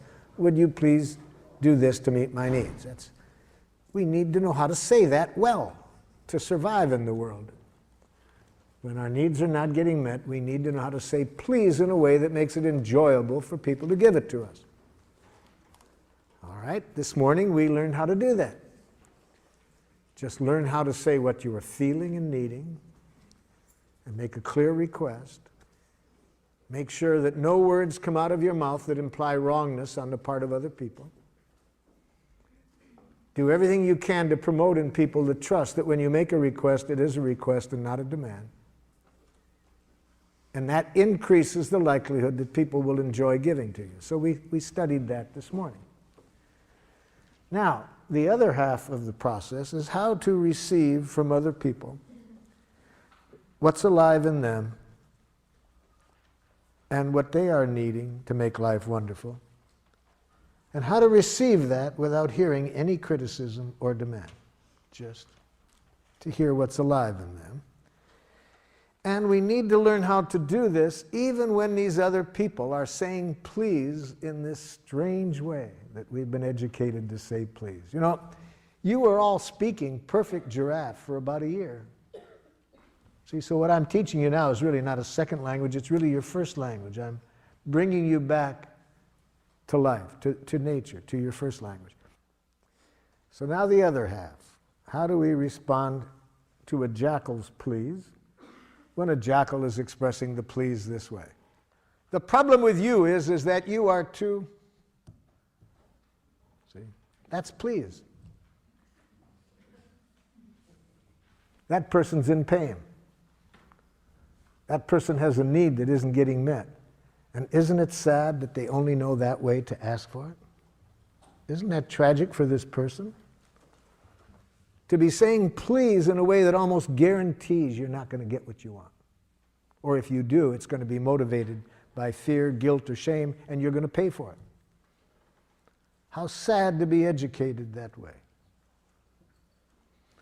And now, of course, it would be even sadder if when the person says please that way, you don't hear the please. You hear a criticism. And that's when we have war. See, somebody in pain does their best to express it. Person on the other end hears a criticism.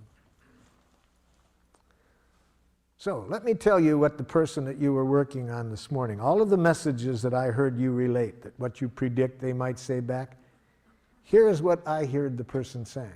I heard the person you're speaking with saying this back to you. I'm in pain. I have a need that isn't getting met. Okay? That's what the person was saying in the message that you wrote down. I'm in pain because a need of mine isn't getting met. Now hear that. Put on giraffe ears and say this back to the person. Are you feeling? And guess what that person is feeling when they say what they did. Because you are needing. and guess what their need is. So I'm asking you to go back to the message that you predicted you might get back. I'm wanting you to imagine the person actually says this to you. And now if you have giraffe ears on, here will be your reaction. Are you feeling? Guess they're feeling. Because you are needing, guess their need. With giraffe ears, all you can hear are feelings and needs. You can hear no criticism.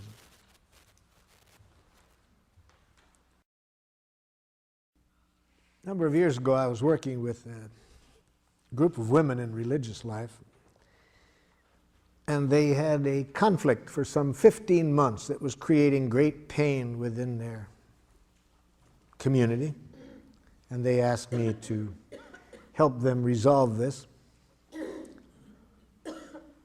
And I suggested that we begin by having everybody express their needs. What needs of yours are not getting met in this situation? And after the first speaker's second word, I could see why, after 15 months, not only had they not been able to resolve the issue, but why it was causing increasing pain. Can anybody guess what the second word was?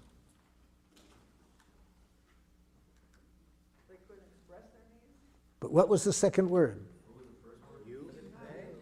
First word was I. I think. Yes. That's, as soon as I heard the second word, I could see why it would. Notice my question of them was, what needs of yours are not getting met? And instead of an answer, I got, I think. Immediately I knew trouble. And here's what the rest of the message said. I think that if we are to be in religious life, we must take our commitment seriously and dress as though in an appropriate way. See, I asked for a need. That's what I got back. And then another religious sister said, Sister, I agree, but I think. See, 15 months. What was the issue? The issue was whether to wear traditional clothing or not. You see, this was the issue. 15 months had not been able to resolve it. In fact, great pain in that 15 months. The community was divided. But I asked, what are you needing? And I got thoughts. Thoughts. You see. So it took me a while to teach them never to hear the thoughts. Do not hear thoughts. Only use the thoughts as a window. Look through the thoughts to the needs that are behind. Hear the needs behind. It'll be a whole different world. Don't hear thoughts. They finally got it. They finally started to look through the words, the thoughts, to what was behind. And then it was amazing how in a short time we resolved the conflict. My partner Ruth Bibermeyer was with me at the time and saw this miracle that comes whenever we hear through the words to what's behind them. I feel so sentenced by your words. I feel so judged and sent away. Before I go, I'd like to know, is that what you meant to say? Before I rise to my defense, before I speak in hurt or fear, before I build that wall of words, tell me, did I really hear? Words are windows or they're walls. They sentence us or set us free. When I speak, and when I hear, let the love light shine through me. There are things I need to say, things that mean so much to me. If my words don't make me clear, will you help me to be free? If I seem to put you down, if you felt I didn't care, try to listen through my words to the feelings that we share. Words are windows or they're walls. They sentence us or set us free. When I speak and when I hear, let the love light shine through me.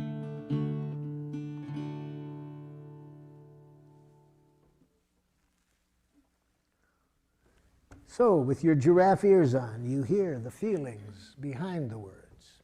You hear the need. Every moment, we have feelings and needs. So we're hearing the truth. What's really alive in this person now? It's better for you to hear only that, because then you don't live in a world of criticism or judgment. You take away all power from other people to dehumanize you when you have giraffe ears on. You never have to worry about other people's reaction to what you say. You can be honest without fear, because you know I don't ever have to worry about how others respond. Only what ears I have on to respond to their response. But I can control that. I can't control how others respond. And if I'm going to worry about something I can't control, I'll become a nice, dead person. You see, I'll be afraid to reveal myself for fear. What if they say this? Well, who cares what they say? If you have giraffe ears on, it's a gift. All they're saying is, please, please. So let's hear the please behind the message that you hear. First read off the message, and then let's hear how you heard the feelings and needs behind it.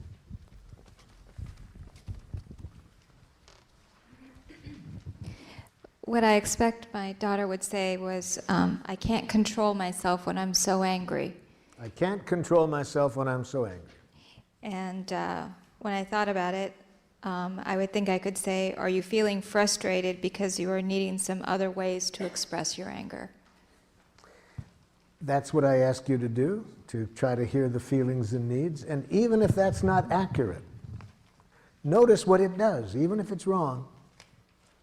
It demonstrates a value. It demonstrates that you value what's alive in that person.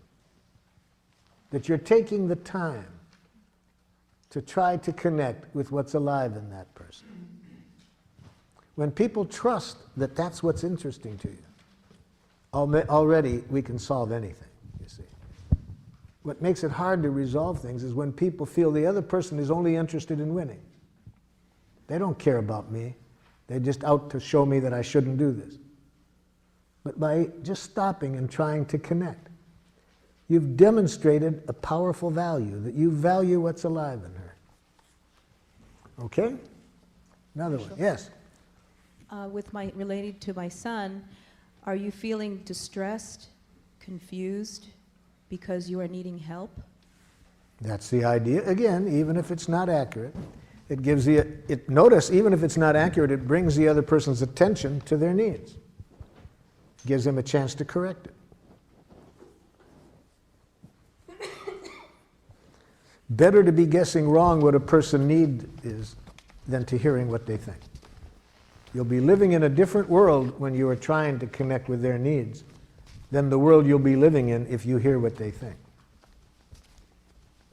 I need some help in addressing the feelings and needs behind the answer that I got back, which was one of the things that you said before lunch, which can be the most dangerous, when somebody just said, you make a request and somebody says, yes, I'll do that. Yeah.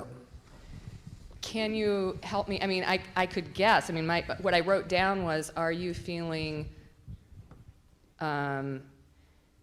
pain because you're needing recognition for the job you're doing? Okay, I like that. But, oh, okay. But go ahead with the but. I mean, it feels like there's a huge leap from the response, yes, I'll do that, to me asking that question. Yeah, it's you're trying to sense what's really behind it. That's one of the two giraffe ways. The other possibility that would also be giraffe is to say bullshit in giraffe. How do you say bullshit in giraffe? I'm feeling uneasy with your okay. Okay. I wish I could trust it, but I don't. I'd really like you to take a moment and really tell me whether it would meet your needs to do as I requested. So that's when I would guess that the okay isn't okay. So that's how I would say bullshit in giraffe. Thank you. Giraffes are not nice. See, much of, I think, the violence in the world is created by nice people. So don't mistake the word nonviolence as being nice. Are you feeling abandoned? Not a feeling. It's a thought. Don't encourage jackals to think that way. Are you feeling afraid? Now we're cooking. Because you are needing reassurance? Now we're cooking. That I will not disappear. That your needs will be taken care of. Leave yourself out of the other person's needs. They can live without you.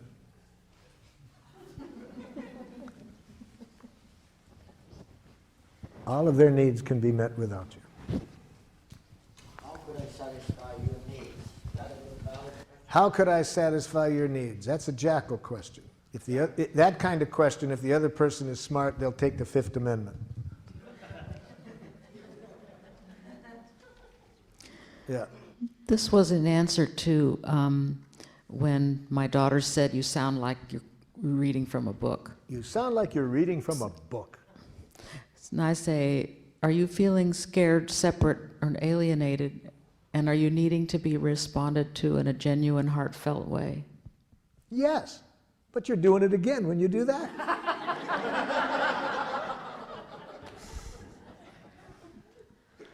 So with such a jackal for a while, until you make clear to them why you're doing it, so they will have less distrust of it, you would do just as you said, but silently. Silently? Yes. See, don't think we have to do this out loud for it to be powerful. It can be powerful if we don't say a word, as long as where our attention is here, you see.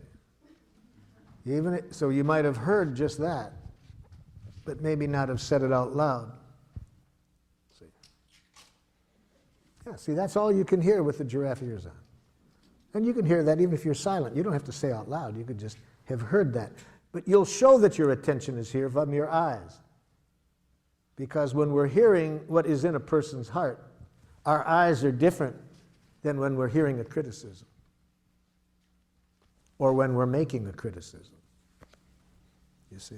Our eyes, it's not subtle. Now, the advantage in being able to say it out loud is the person can correct us if we're not accurate.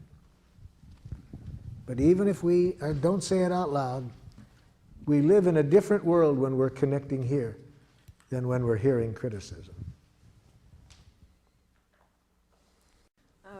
This is a,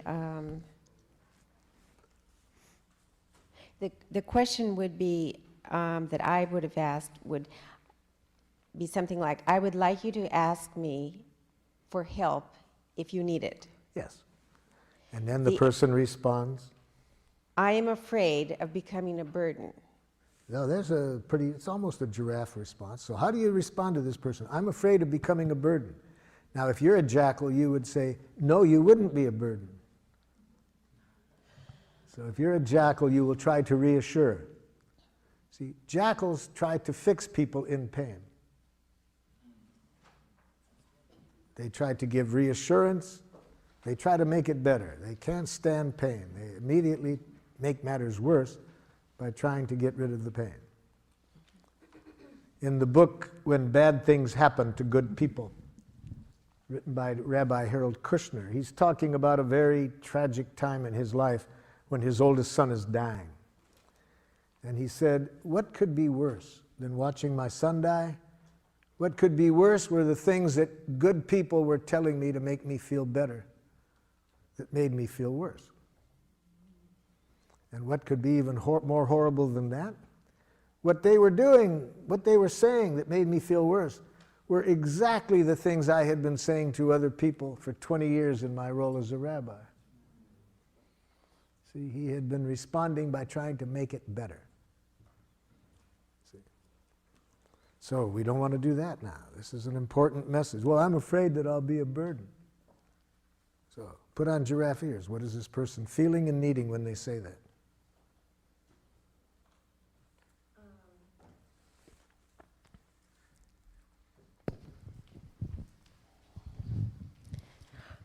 Are you feeling Afraid? They've already told you the feeling. That's easy. So the afraid. Are you? So you're feeling afraid because why?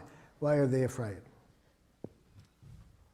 that you don't trust my offer to help? Now put that in a need. You need some reassurance. That I'll really be there? No. I need reassurance that if you're there, you're doing it for you and not for me. See, they want to be sure that if you're giving out of self-fullness, not selflessness. Now, what about if you're not 100%? Don't do it.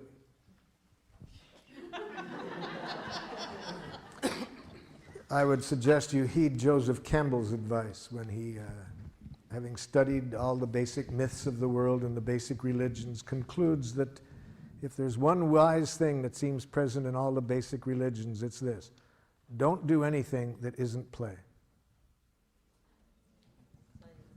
Yes, don't do anything that isn't play. And it'll be play if you're meeting your own needs. So don't do things for other people. Well, the only right way is Hold your it, way. hold it, hold it, hold it. Your ears just dropped off. Put your ears back on, because if your ears are on, you will never hear the word right. It doesn't exist. If you hear that word, it's going to be toxic. Never hear another person telling you what's right. It's not good for them, it's not good for you. Right. I understand. Okay, so just hear feelings and needs.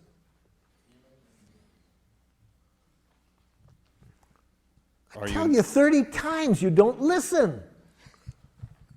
My God, can't you see this bed? Pardon? No, you don't. You're proving now you don't. Isn't it funny If you were listening, you wouldn't say, I listen. Isn't it funny how he always comes in? Pardon? It's funny how he always comes in. Yeah. So, what's this person feeling and needing?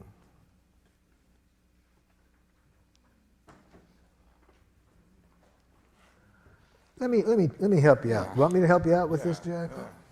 Let me put on some giraffe ears here.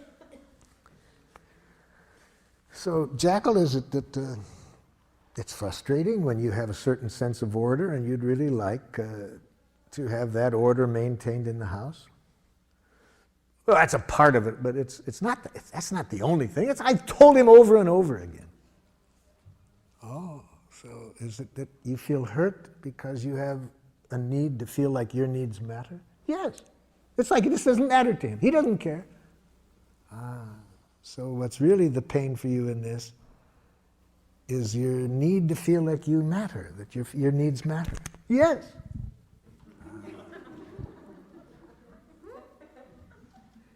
So how do you feel when you hear the jackal say this?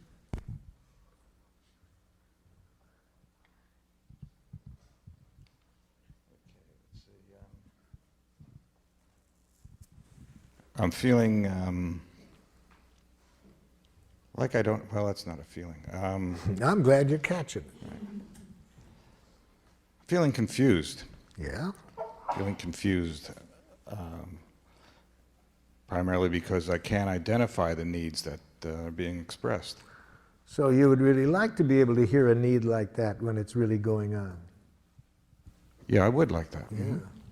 You don't act like you do. Hold it, Jack. No, hold it, Jack. That isn't going to make it easier for him, Jack. That isn't going to make it easier.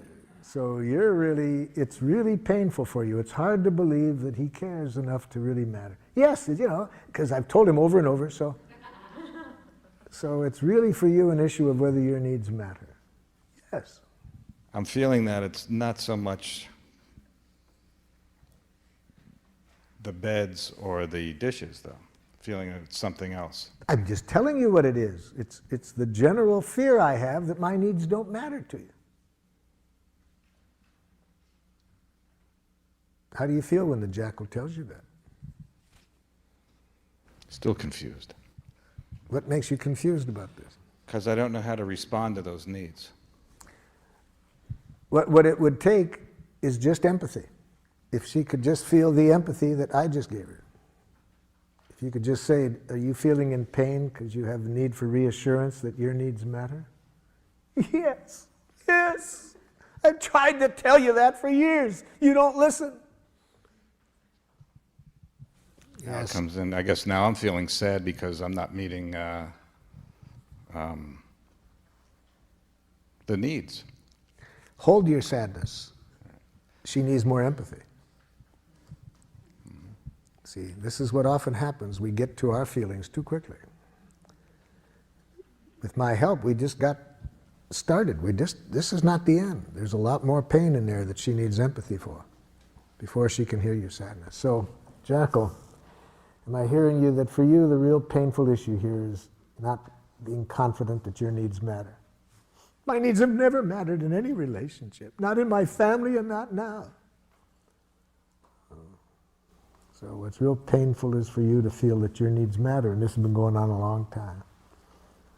Yes. Yes, I do everything I can. I've told him over and over again. So you do everything you know how, and when your needs still don't get responded to, it really hurts. Yes. Now, see, it hasn't been easy for me to give this jackal empathy. I was wanting to jump in and educate her, but the way you're asking for it, Jackal, I think is going to make it hard for people to give it to you, see? I've wanted to say that almost every time. So I had to take a deep breath and realize empathic connection before education.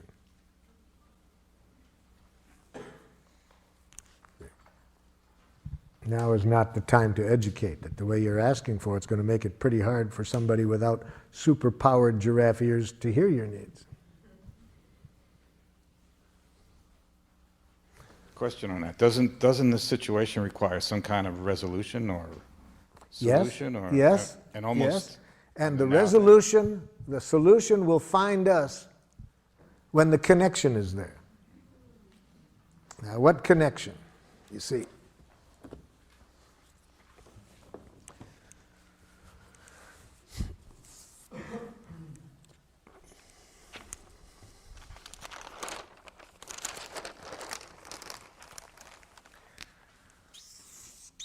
here's your wife's needs. Here's your needs.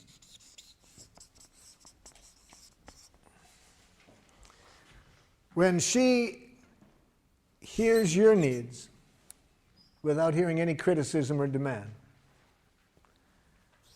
and you hear her needs without any criticism and demand, the solution will find you. The conflict will resolve itself. It does need to be resolved. But what most of us do, we skip this and go right to here. For example, I sometimes do workshops just with married couples or other people living together in a love relationship. And what we do to begin the workshop, we identify the couple who has had a conflict, the longest outstanding conflict that could not be resolved. And I make a prediction, and it's right. My prediction has been accurate in maybe, I'm sure, at least 75% of the cases. But my prediction is this, that we will resolve the conflict within 20 minutes. Within 20 minutes from the point at which both parties can tell me what the other party is needing. Okay? Now, one time we found a couple married 39 years. 39 years had a conflict, had not been able to resolve this conflict. The wife said to me, Marshall, I can tell you right now, we're not going to be able to resolve this within 20 minutes. We have a good marriage, we communicate well, but this is just one of those things that we're different people and we just have a conflict here. Now I said, let me correct one thing. I didn't say we're going to resolve it within 20 minutes. I said within 20 minutes from the point at which you can both tell me what the other party is needing. Oh, she said, Marshall, when you've been married 39 years and you've talked about something almost every day, I can tell you we understand each other. The problem isn't that. We're just two different people in this issue. Well, I said, I've been wrong before. I can sure be wrong this time, but let's see. We'll find out within 20 minutes. So first, tell me what his needs are in this situation. He doesn't want me to spend any money. He responds immediately, that's ridiculous. 39 years of communication.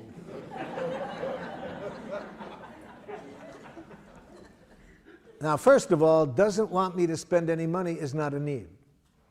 See, needs and strategies need to be separated. They had been talking about how much money she could spend and not spend, but the more important issue there was whether who takes care of the checkbook. He unilaterally controlled the checkbook, which was really the main issue between them. See, but I'm saying I don't even want the couple to talk about the strategies or the solutions until the connection is there. When the connection is there, the conflicts usually resolve themselves. So I pointed out to her, no, that's not a need. And even if it was, notice he's saying that's not accurate. Well, she said, okay, let me then tell you what his needs are, Marshall. You see, he's just like his own father. They both have a depression mentality when it comes to money. I said, stop. Now I'm hearing psychoanalytic jackal. And I was going to take another 39 years if you get into that. No, I'm not asking for an analysis of his personality. I'm saying, what are his needs?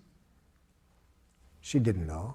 After 39 years, she had no awareness, consciousness of his needs. So I said to him, okay, well, she doesn't know. Why don't you tell her? Well, Marshall, let me tell you what her needs are. You see, she's a lovely woman, wonderful mother, a wonderful wife. But when it comes to money, she's totally irresponsible. Here comes another 39 years, you see. I ask for a need, and he gives me a diagnosis. And, of course, she immediately says, that's unfair. I said, hold it.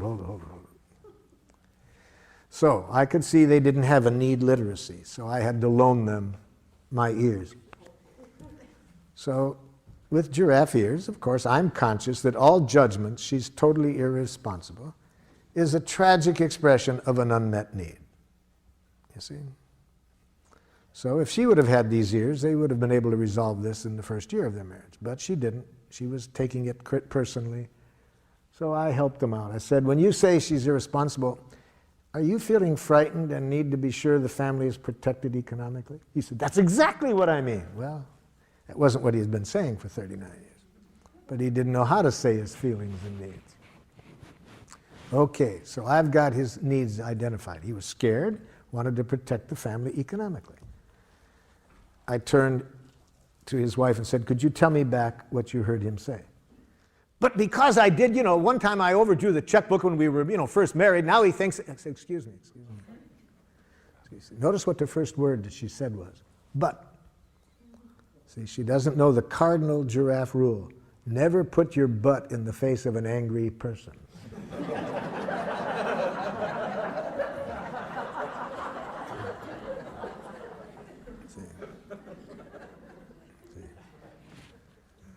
I said, what are his feelings and needs?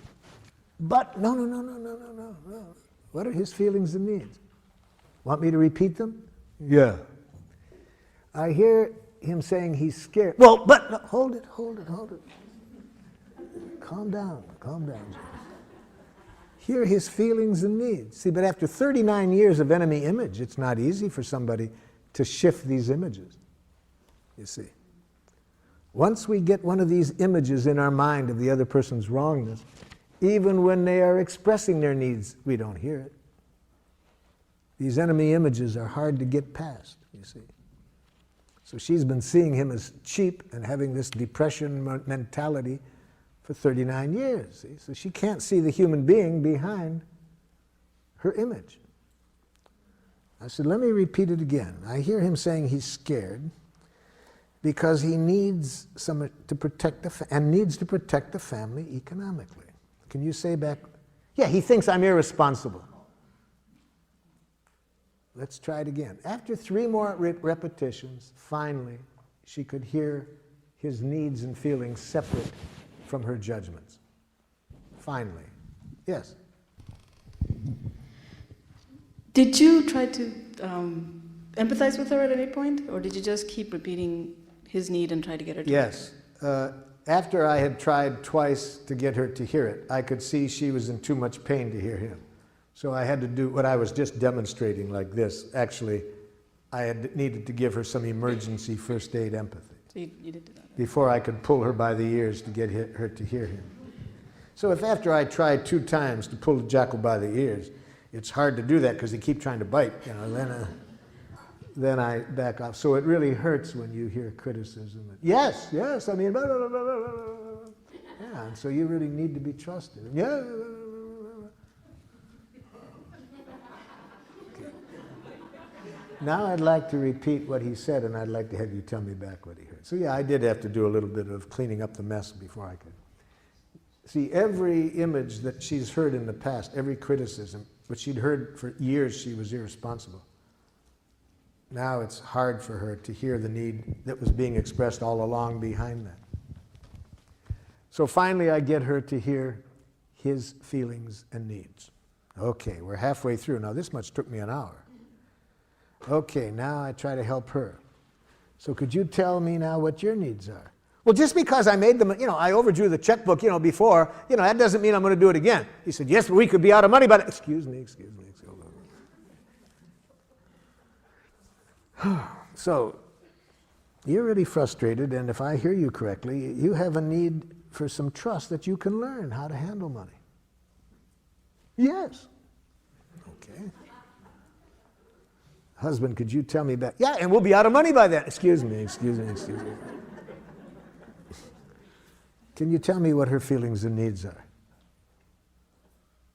Would you like me to repeat it? Yes. Okay. About 3 more repetitions, he hears her. It didn't take 20 minutes to resolve it at that point, you see. Whenever I go into situations where there's been a lot of conflict, I don't even allow the people to talk about strategies until they're connected at the heart level. I was working with 2 tribes in northern Nigeria, one Christian tribe and one Muslim tribe. 1/4 of the population killed in 1 year. 1 out of 4 people killed. Took my colleague 6 months to get them to agree to come into a room together. During that 6 months, 60 people killed. So by the time it took us to get everybody into a room together, 60 people killed. So now it's not a husband and wife I have on opposite ends of the table, but the chiefs of 2 tribes. I start the same way I did with the husband and wife. I'd like to hear you express your needs. What needs are not being met? I'm pretty much guessing ahead of time I'm not going to get an answer to my question, because if people had been communicating at the need level, there wouldn't have been 100 people dead. So I wasn't surprised when instead of getting an answer to my question, I got this back. These people are murderers! Well, you've been trying to dominate us! See, I ask for needs, I get back diagnoses. So just as with the husband and wife, I put my ears on, translate each statement into a need, get the other side to hear it. It wasn't easy. I had to do a lot of first aid empathy to get, because like when I got this person behind murderers was, so you are frightened of any use of violence to resolve conflict and want some agreement to resolve it in some other way? Yes, exactly. Okay. Could you say back what you heard? Then why did you kill my child? So it wasn't too easy. But anyway, it took about an hour again for me to get one need expressed, one need heard, one need expressed, one need heard. And one of the chiefs who hadn't spoken yet said to me, if we know how to communicate this way, we won't have to kill each other. See, it just took 1 hour to see that if they can just stay connected at the heart level, nobody has to die. There's plenty of resources for getting everybody's needs met. But we lose that when we get up into our head and start to analyze wrongness. Yes? But does this need understanding develop into a, well, sort of a, not necessarily a give and take, but where one person would give in to the other person's need? No compromising in giraffe. Not necessary to compromise. Everybody's needs can get met. Nobody has to give in. Nobody has to give anything up. Because I agree with you, I have to say, and especially when it comes to doing things for other people, because my theory is that if I do something for someone else, that gives a person power over me. Well, whereas if I do would it put for it this myself, way. If you do anything that involves giving in, both people pay for it. Nothing has been resolved. It's going to create problems. So is there a needs dialogue or needs literacy you mentioned that I have understanding what they are? need literacy in my book. And if you want to develop your need literacy, I suggest you do the following activity. First, identify your most frequently used jackals, the ones you use the most, and next, the ones you're the most afraid of. Do it this way. First, on a list, make a list of how you talk to yourself when you're less than perfect. And those of you over here who said you were perfect, you'll have to skip this part of it. But for those of you who aren't perfect, make a list of how are you most likely to speak to yourself when you're less than perfect. So that's jackal list number 1. Next, make a second list. What are the jackal messages that go on in you when you are angry at others? So when you're judging others and are angry, what are you most likely to be saying to yourself or out loud about the other person? So that's jackal list number 2. Jackal list number 3. List those things that when other people say it, at the moment you respond to defensively or aggressively. And put on that list things that you have been so afraid that people might think it of you, that you've become a nice dead person to avoid it. So in other words, put into that list not only what people have said that got you defensive, but things you're scared of they might say. Okay, now do this exercise to build your need literacy. Go back over that first list where what you say to yourself when you're less than perfect. Now, for each judgment, think of what might have been the stimulus for it. See, you've got to relate each of these to a specific context. So, say to yourself, let's say the first thing is you have on your list number 1, what a dumb thing to do. Okay. Think of what you might have done to stimulate that. Okay. Then put on giraffe ears and hear the need behind stupid. See, I'm saying that all judgments are tragic expressions of unmet needs. So ask yourself, when I say that to myself in that situation, how stupid, what need am I expressing through that judgment? What need of mine isn't getting met? And here's where you can use the list in my book. If you can't come up with it yourself, just look through the list and your body will tell you when you're getting close. Really, because, yeah, that's what my need is. See, the need comes much closer to the truth than any judgment you make of yourself. So do that for every item on the list. Second, what you tell yourself when you're angry at others. Again, identify concretely what the other person might have done to stimulate this. Then ask yourself this question: when I judge people as idiots for doing that, what need of mine was not being met in that situation? Again, try to guess it without my list, but if you can't find it, look through my list to find one that comes closest. The third list, what others say to you to get you defensive. Practice putting on the giraffe ears. Imagine what you did to stimulate it. And in that situation, guess what the other person's needs were that weren't getting met. So you see, it's just learning a new language, learning for every time there are these jackal judgments, to as quickly as possible to bring yourself back to life. Or more specifically, connect to needs. Needs are life. Yes? My question is, I never know what to do when I know I'm never going to meet another person's, expectations of me. Yes. Well, first of all, never hear an expectation. That's thoughts. Expectations are thoughts. Don't hear it.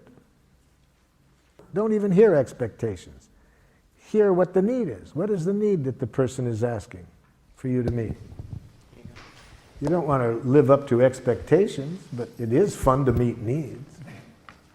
Do you think that that human beings can always meet other people's needs if they're real? All of our needs can be met. I don't think you have to do it. There's several billion other people that could meet the other person's needs. Even if you could do it, you may choose not to. I see. And that won't be a problem. The other person can hear a no if they first feel empathy for their feelings and needs. That will leave them feeling at least that their feelings and needs matter. Right. That makes sense. Yes. But then again, you have to know how to say no in giraffe. That would be good for me to learn. Well, let me help you out. Never use the following words when you're saying no in giraffe. No. I can't. I don't want to. I don't have time. It's not possible. Okay. Now you know how not to do it, right? Now here's how you do it. To say no in giraffe, you need to be conscious that a no is a poor expression of a need. So say the need that keeps you from saying yes. No. So if you had giraffe ears on just now, you wouldn't have heard me saying no. You would have said, what is Marshall's need that's keeping him from saying yes? And you might have said back to me, Marshall, are you having a need for completion of other things you'd like to do right now? You see? You would have tried to hear the need behind the no. So what I said is, all no's are tragic expressions of a need. So say the need that keeps you from saying yes. Don't say no. The way that I have this framed, I feel as though I am responding to a person's expectations. So it's a work environment. Are you feeling afraid of being held responsible for the quality and quantity of the work that I'm doing? And this is to a supervisor. Are you feeling scared and need to protect yourself? That might be the need that I hear you guessing. Are you feeling scared and need to protect yourself in this matter? I guess when I hear that, I feel afraid because I'm inferring that there's a danger and that they have a fear of some danger. If this is what you're guessing is alive in them, you're not saying it's right. See, we never say you are feeling. We always say, are you feeling? We may be wrong, but we're trying to get clear what's going on in this person. Are you feeling afraid and need to protect yourself? And taking the my performance part out of it. You're Yes, saying take yes. the me out of the Yes. Just giraffe try to ears. hear the feelings and needs without you. We know what that is in this situation. They're talking to you about some things you've done or haven't done. So in the context, we're pretty clear what's going on. What we want to hear now is their feelings and needs. Are you feeling scared and need to protect yourself in this matter? Now, if this is in many settings where the people are not used to having feelings dealt with, the other person might get very upset with having their feelings being talked about. In which case you do it silently. But if you're a giraffe, you hear feelings and needs in every message. Whether you do it out loud or not, Politically, we adjust when we might do it out loud. But we don't allow anything else into our consciousness except this other person's feelings and needs. I think you said earlier that there's no compromise in giraffe communication. Yes. And so I would find it instructional to know how the problem between the husband and wife was resolved. Yes. And how it was a win-win situation for both of them. First, once there is empathy, people feel that their feelings and needs matter, which is done through the empathy. You don't have the competitiveness, you don't have the charge. So here's how it went. After they both heard each other, he heard that it would really hurt for her not to be trusted, that she could learn. And once he felt really understood how scared he was that if she were to do what she did when they first got married and overdraw the account, she could hear that he wanted to protect the family. I think most 6-year-old children could resolve the conflicts that get nations into wars in which thousands are killed if you gave the 6-year-olds, you said, look, here are the needs on both sides. Here are the resources. I'm confident most 6-year-olds could solve the conflict.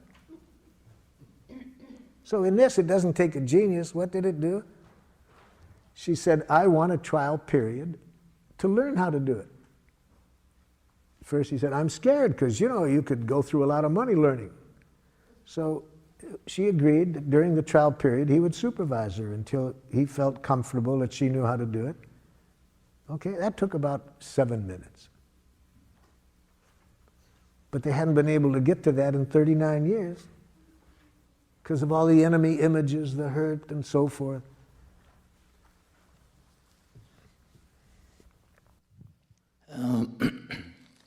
How do you deal with a situation when you have similar needs and you attempt to express them to each other and you sense as the emotions build up because of apparent competitive edge working that our mutual needs are not being heard by either of the jackals? Then you either need to get a third party to give both of them the empathy they need to hear each other. So if the two people are in pain, they don't know how to give themselves enough empathy to be able to hear the other side, then you need to get a third party to give the empathy of each of them so that they can then hear each other. And that third party should be together with these two individuals or separately? There's different ways to do that. They're together, there's some advantages. But it could be that to give empathy to both sides separately and then help each side to hear the other side and then bring them together. Mm-hmm. Thank you.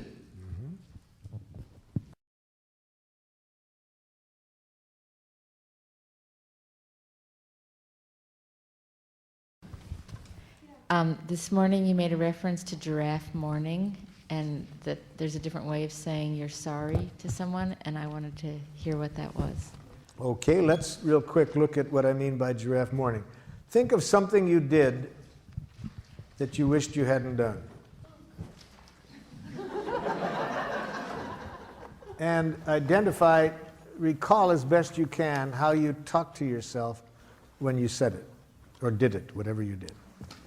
So, what did you do that you wished you hadn't done after you had done it? And give me a sample of what you said to yourself when you did it. You have one in mind?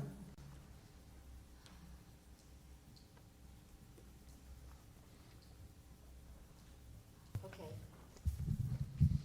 That I was feeling defensive and I criticized someone. So, what you did is you said some things to another person that you wished you hadn't done. Right.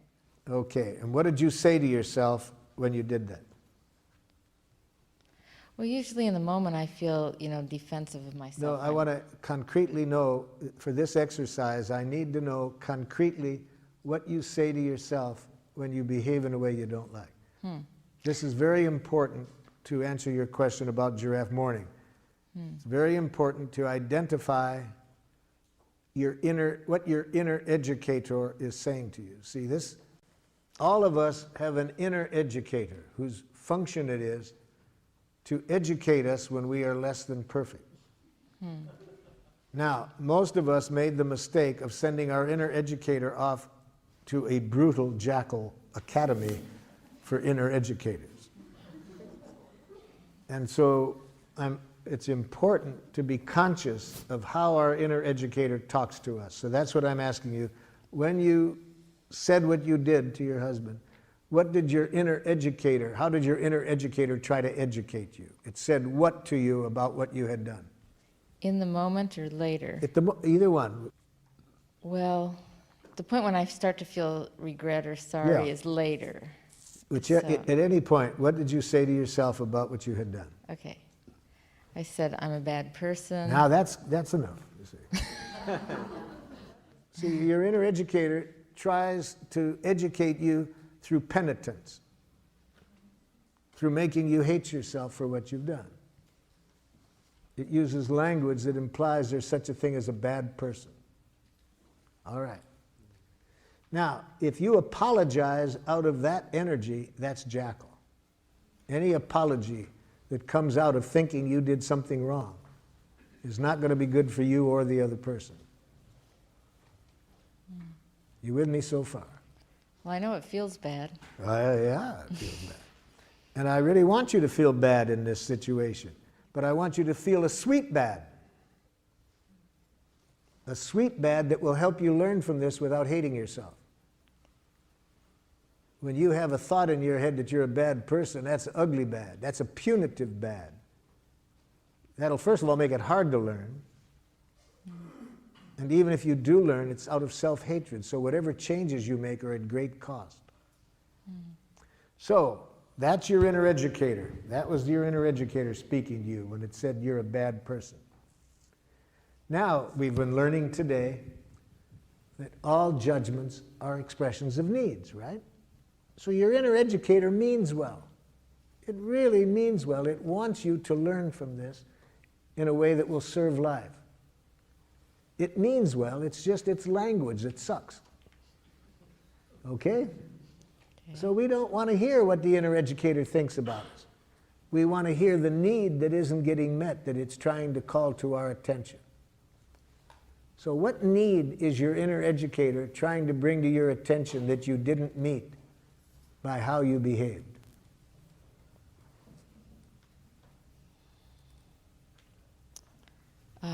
A need to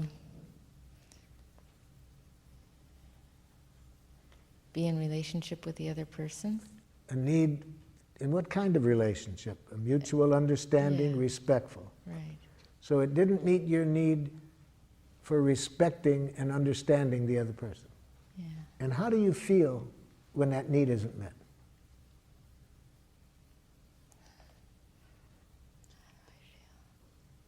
Guilty. Then you still got the bad person image in mind. See, Yeah. if you still think you're bad, if there's any thinking still going on, that guilt comes from the judgment. Well, I feel separate and isolated. But how do you feel? What emotion do you feel about not meeting your own needs for understanding and respecting? See, the guilt comes from that image of bad person, but what feeling comes from not meeting your need to respond to this person with respect and understanding? Sad. That's a sweet pain. See, that's giraffe mourning. So if you say to the person, you know, the way I talk to you, I feel really sad. It doesn't meet my need for respecting you and understanding you. You see, there's no image in there that I'm a bad person. I'm sad. I didn't meet my own need for respecting and understanding you. Check with the other person what they'd rather hear. Whether they'd rather hear the giraffe mourning or the apology that you're a bad person. Yes. I'm having a little problem trying to find the teeth in this model somehow. it seems like everything is, even though we're talking that it's on a feeling level, everything seems, the way I'm interpreting anyways, is sort of on a mental level as opposed to an emotional level. And I guess I operate a lot from my gut, and I'm trying to get down to that somehow. So I need some help with it. Basically, tell me how I would be able to use this technique in my daily life, and to make it so that it's natural. You know, it's not natural for me to operate this way. And, The first thing I would recommend to you is change the word natural to habitual. Change the word natural to habitual. I think this process is natural, more natural than the way you were trained to think. So Gandhi says it's very dangerous to mix up the words natural and habitual. He says we have been trained to be quite habitual at communicating in ways that are quite unnatural. So I can't think of a more natural way to communicate than to talk about what's alive in us, just what we're feeling and needing. But when you feel like saying, if I feel like saying no seems okay to me. But what you were saying before is that. What do you mean by okay? It's okay to say no. What do you mean by what do I mean? You know, we can go back and forth. Pardon? We can go back and forth by asking each other. So let what me we be mean more about specific. When you say no, I predict that by saying no, more often than you would like, the other person is going to react to you in a way that isn't in your best interest. But if you say the need behind the no, that's less likely to happen. So then, if I understand what you're saying, the idea is to communicate in a way that the other person would communicate back to you so that it's in my best interest? I'm saying the purpose of this process is to get everybody's needs met, and that the needs are met by people giving willingly, not out of any coercive motivation. And I'm saying that when you say no, it gets in the way of the likelihood that everybody's needs are going to end up getting met. If you say the need that keeps you from saying yes, I predict there's more likelihood that everybody's needs will end up getting met. So it's just if I understand what you're saying just express your needs without saying the no. But I'm saying the need is a clearer expression of what you're trying to say than no. You get clearer, more connected to life when you say the need that keeps you from saying yes than just saying no. And it's less likely to be interpreted as a rejection, as you being defensive. Just say the no by itself, I predict, is more likely to get you interpretations that aren't in your best interest. Sometimes when I don't hear a no, I look at it as being sort of a passive-aggressive response to something that I might want. Someone, let's say if I make an appointment with somebody, and instead of them saying no, they just don't show up. Yes. And then they give me a reason why they don't show up. I'm not suggesting that. I'm not suggesting that response. I'm suggesting that I would have liked that person to have told you honestly at the time what their need was. I think if they had done that, you wouldn't have gotten into that situation. They said a yes that wasn't so. Some people won't say, I'm afraid. Pardon? Let's say if the reason is that they're afraid to. It would depend a lot on what has happened in the past to them when they have said no in whatever way they did it. If they have not enjoyed very empathic responses to it in the past, then they're probably afraid to be honest about it now. I see the value in all of this. Yeah. I really do. I guess it's the idea that it's a touchy-feely type of thing that I'm not used to working around. What you're trying to figure out, if I'm understanding, is how to really put this into an idiom that you can use daily and feels comfortable to you. That's one way of putting it. Yeah. And so in our training, we first show people how to develop the literacy and then how to put it into their regular language. I had a student traveling with me, and he wanted to give me a gratitude, okay? and he liked something I did. I was really working a group hard. And during the break, he said, "Dictator." That was Giraffe. Because he knew that I knew what he was reacting to. He knew I wouldn't hear a judgment. He knew I would guess in there what he was feeling and needing. You see, so he could say that to me, dictator. So after we really know how to clearly identify our feelings, needs, requests, then we can start to put it into a language that can connect us with the people we're speaking with. But at this stage of the day, after one day, I'm still working with you on making sure you understand what a feeling and a need is, because if you don't really understand that, it's going to be hard to know how to then put it into your idiom.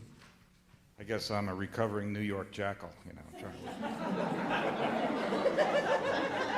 I'm getting the impression that apology isn't really the best service of being a giraffe. And I'd like to know if you could model, I'd like to see you model for me an acknowledgement of missing the mark, sinning courageously. If you recall earlier, I showed an example of that where I showed the person saying, "I feel sad. I would have liked to have responded with more understanding than I did."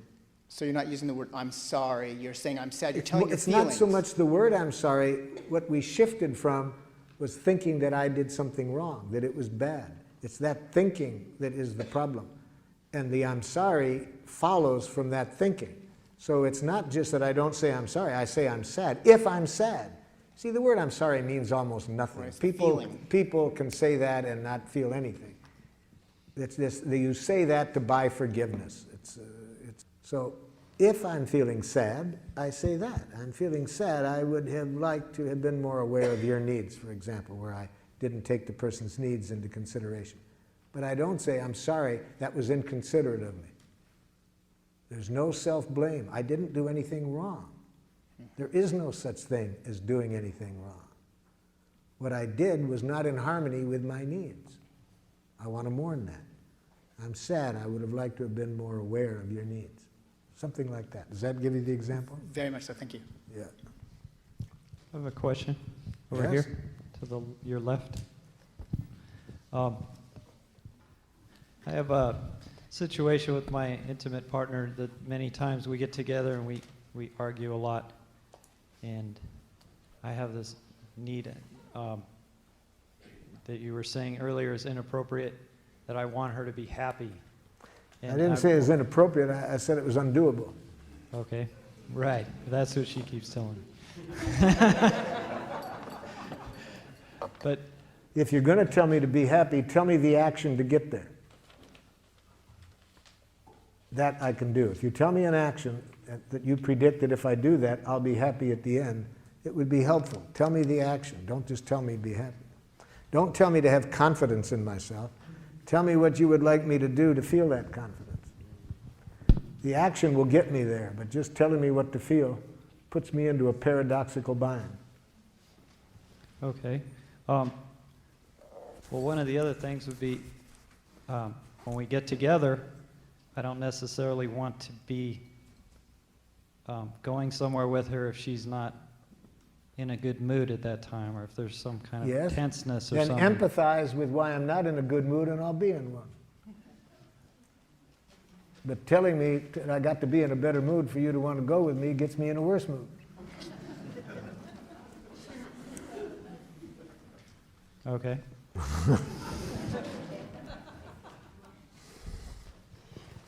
I'm wondering if there's sometimes when it's over here, it's I'm feeling some anxiety about a trip I'm planning to visit my mother soon, and we have a dynamic where she really wants to help me figure out every detail of what I'm doing during my stay, and I like to be left So alone. let me show you how to do it. And I'm afraid that if I talk to her like Yes. this, it's going to make matters much worse. Okay, then we'll teach you how, if it does, we'll show you how to enjoy it when it gets worse. Okay. But first, let me show you the first thing to do. If we want a person to consider another behavior than the one they're doing, start the communication by showing them that what they're doing is the most precious thing they could be doing. this way, empathy. Start by empathizing with Mother's intent in behaving as she does. Mother, I'm guessing that when you jump in and want to show me all the things that could be done, you really care a lot about my enjoying myself on this trip and want to be sure you support that. Oh, yes, there's a lot of things. Blah, blah. Yeah, so it's really very important to you that I have a good time and you want to contribute to it. Yeah. That's step one. See what I mean? That's what I mean by starting, by showing you understand. Now, the more we're concerned about that behavior, the more important it is to start with this. See, that's why when I work in prisons and this person has been sexually molesting people or raping people, if I would like this person to find another way of behaving, the first thing I got to do is make sure they don't hate themselves for what they're doing. The more they hate themselves for what they're doing, the more they'll continue doing it. So I start by empathizing with what their needs are in doing it. Okay, so you got that step. The next step, what we started off the day with, I tell honestly how I feel. And Mom, I'm feeling torn right now because I'm grateful for your intent. But I really have a need to kind of make my own choices here because I think it'd be very hard for anybody else to really know what I need, and I need this space to figure it out for myself. So would you tell me what you heard me say, Mother, so I can see if I'm making myself clear?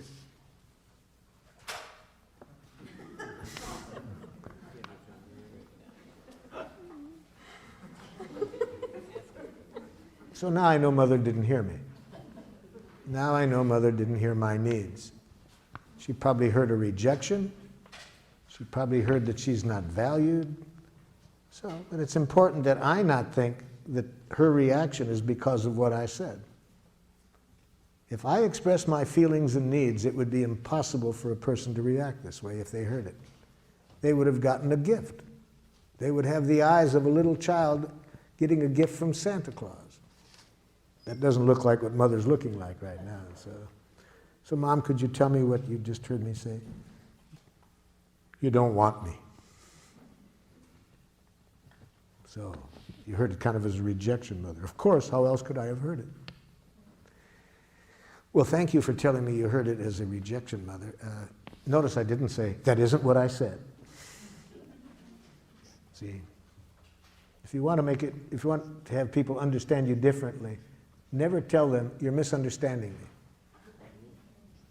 Never say, that isn't what I said. Say, thank you for telling me that's what you heard. I can see I didn't make myself clear. I'd like to try again, Mother. As I do value very much your offering to help, but I have a need to kind of get my own needs clear and structure my own time. Can you tell me what you hear me say?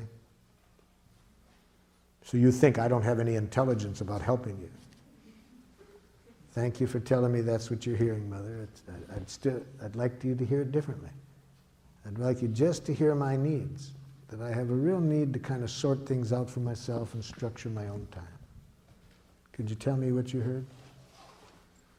See, you have a need to kind of get clear for yourself what you want and to figure things out. Thank you, Mother. See how easy it is to get empathy from a jackal? Just about 3 ear pulls and I got it, right? Now there are some 8-pull jackals too, I know that. But I can tell from how sweet you are, your mother is a 3-pull jackal. Thank you.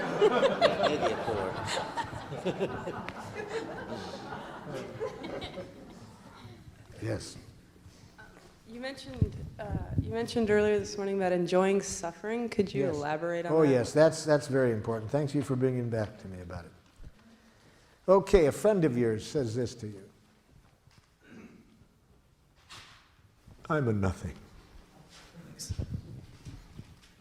I'll never amount to anything. Look, I'm an assistant clerk at age 45. And my brother's a head of his company. And my sister is a top attorney. And I'm a nothing. Okay? Now, to enjoy this person's suffering, we have to release ourselves from 2 kinds of responsibility. First, that we didn't cause the pain. And we want to release ourselves from that, especially when the other person is trying to make us believe we did cause the pain. See, so if this person had started, and you're at fault for all of this, why am I nothing? Especially when a person says that, we do not want to in any way think we caused this person's pain, because you can't cause another person's psychological pain. Well, in this case, the person wasn't saying that, so that's pretty easy to liberate ourselves from feeling responsible. But the second one is the hard one. To think we have to fix it, to make the person feel better. The more we think it's our job to make a person feel better, the more we're going to make it worse. Because you can't fix people. The good news is you don't have to. There is a very powerful healing energy always available if we don't block it.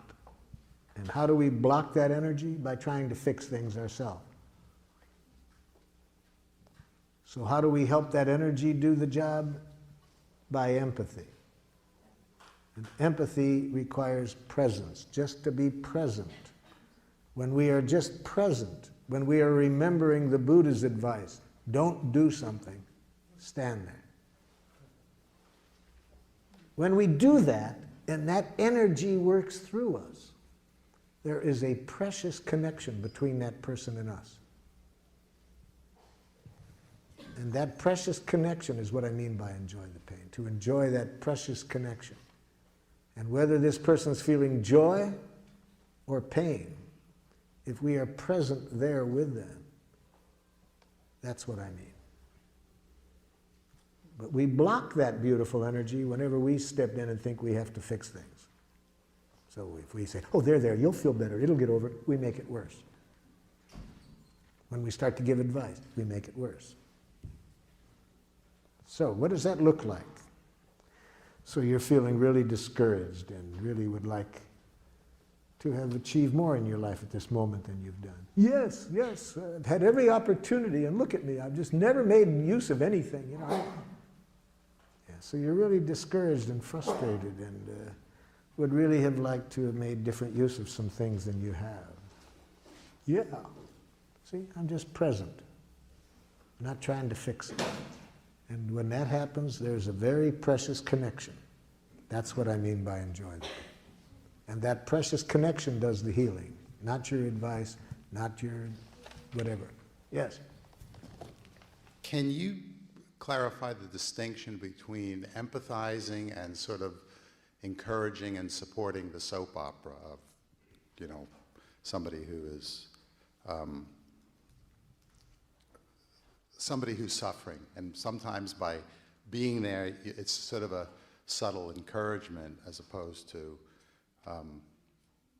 the subtle encouragement that I think you're talking about comes about when this person is talking about what happened to them for the 50th time. You've heard the story. So if I'm really listening to them, I don't hear what they talk about the past, because I know that the more they talk about the past, the less healing will take place. Right. So I interrupt. But I interrupt to bring the conversation to life. They're talking about the past, and I interrupt and I say, excuse me, but it sounds like right now you're still feeling hurt because your need for respect wasn't met in that. See, because just letting them talk about the past and asking them questions about what happened about the past is to just keep the soap opera going. So I interrupt when they talk about the past, because we don't heal by talking about the past. We heal by talking about what's alive in us right now, stimulated by the past. But it's what's here now. And when I connect at that level, they won't keep talking about it. They'll heal. Last question, and then I'm going to get into the subject that I'd like to cover before the end. Yes?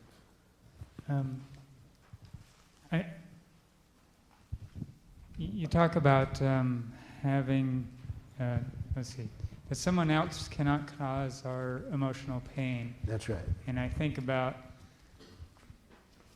the abuse that I grew up with and that I see in Yes. a lot of families, Yes. and the suffering that I've Yes. experienced throughout my life, and Yes. through my recovery and all that. And yes, and other people were a stimulus for your suffering. And you were a participant by how you dealt with it. For example, if you followed me in my work, you would see this very clearly. In places like Rwanda, Burundi, Sierra Leone, I'm working with people that have had their families killed. Some of those people have such rage that all they live for, moment by moment, is the possibility of vengeance. Others have no anger, have never had anger. Same exact stimulus. They have deep feelings, but not rage. So it is not the stimulus that determines how our emotional reaction is. That part is up to us. I work with some women, unfortunately a lot, who have been raped. And some of them feel shame, deep shame. Some feel rage. Some feel other things. So the same stimulus depends how people take it, whether they feel shame, rage, or other things. I'm working with a woman from Rwanda who had, she heard her 3 children being killed because she got to underneath the sink, hid underneath the sink in time. Her children didn't make it to the hiding place in time. They got killed. She heard them. She heard her husband being killed and her brother. She had to stay underneath there 11 days to save her own life because they stayed in the house after they killed the family.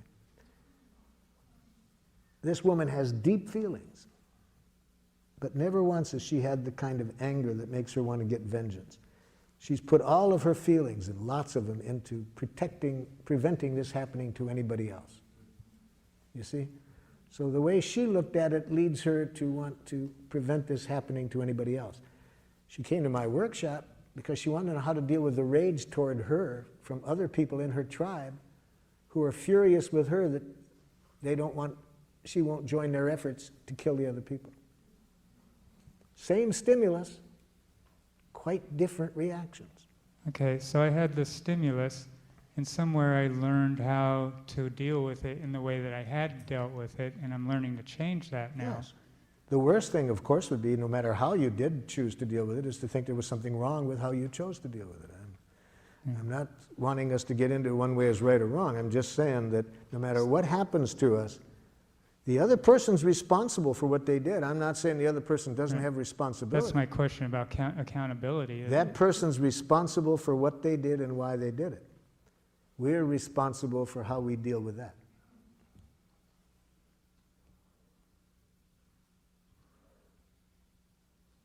Okay? Let's get into I'm just wondering how a child becomes responsible. I mean, still, children. The first thing I do is I wouldn't want to teach the child the lesson I just taught you until I had given that child all the empathy that child needed, and I would guess it would be a lot. So I can see myself dealing with a long time of hearing this child's enormous pain as a result of this. But then, in the course of this, I would be seeing this child having some pain created by how they looked at it. So I would see that they're creating pain on top of pain by how they looked at it. So, after the child had all the empathy he or she needed, then I would do what I could to get them to see it in a way that wouldn't create unnecessary pain for themselves.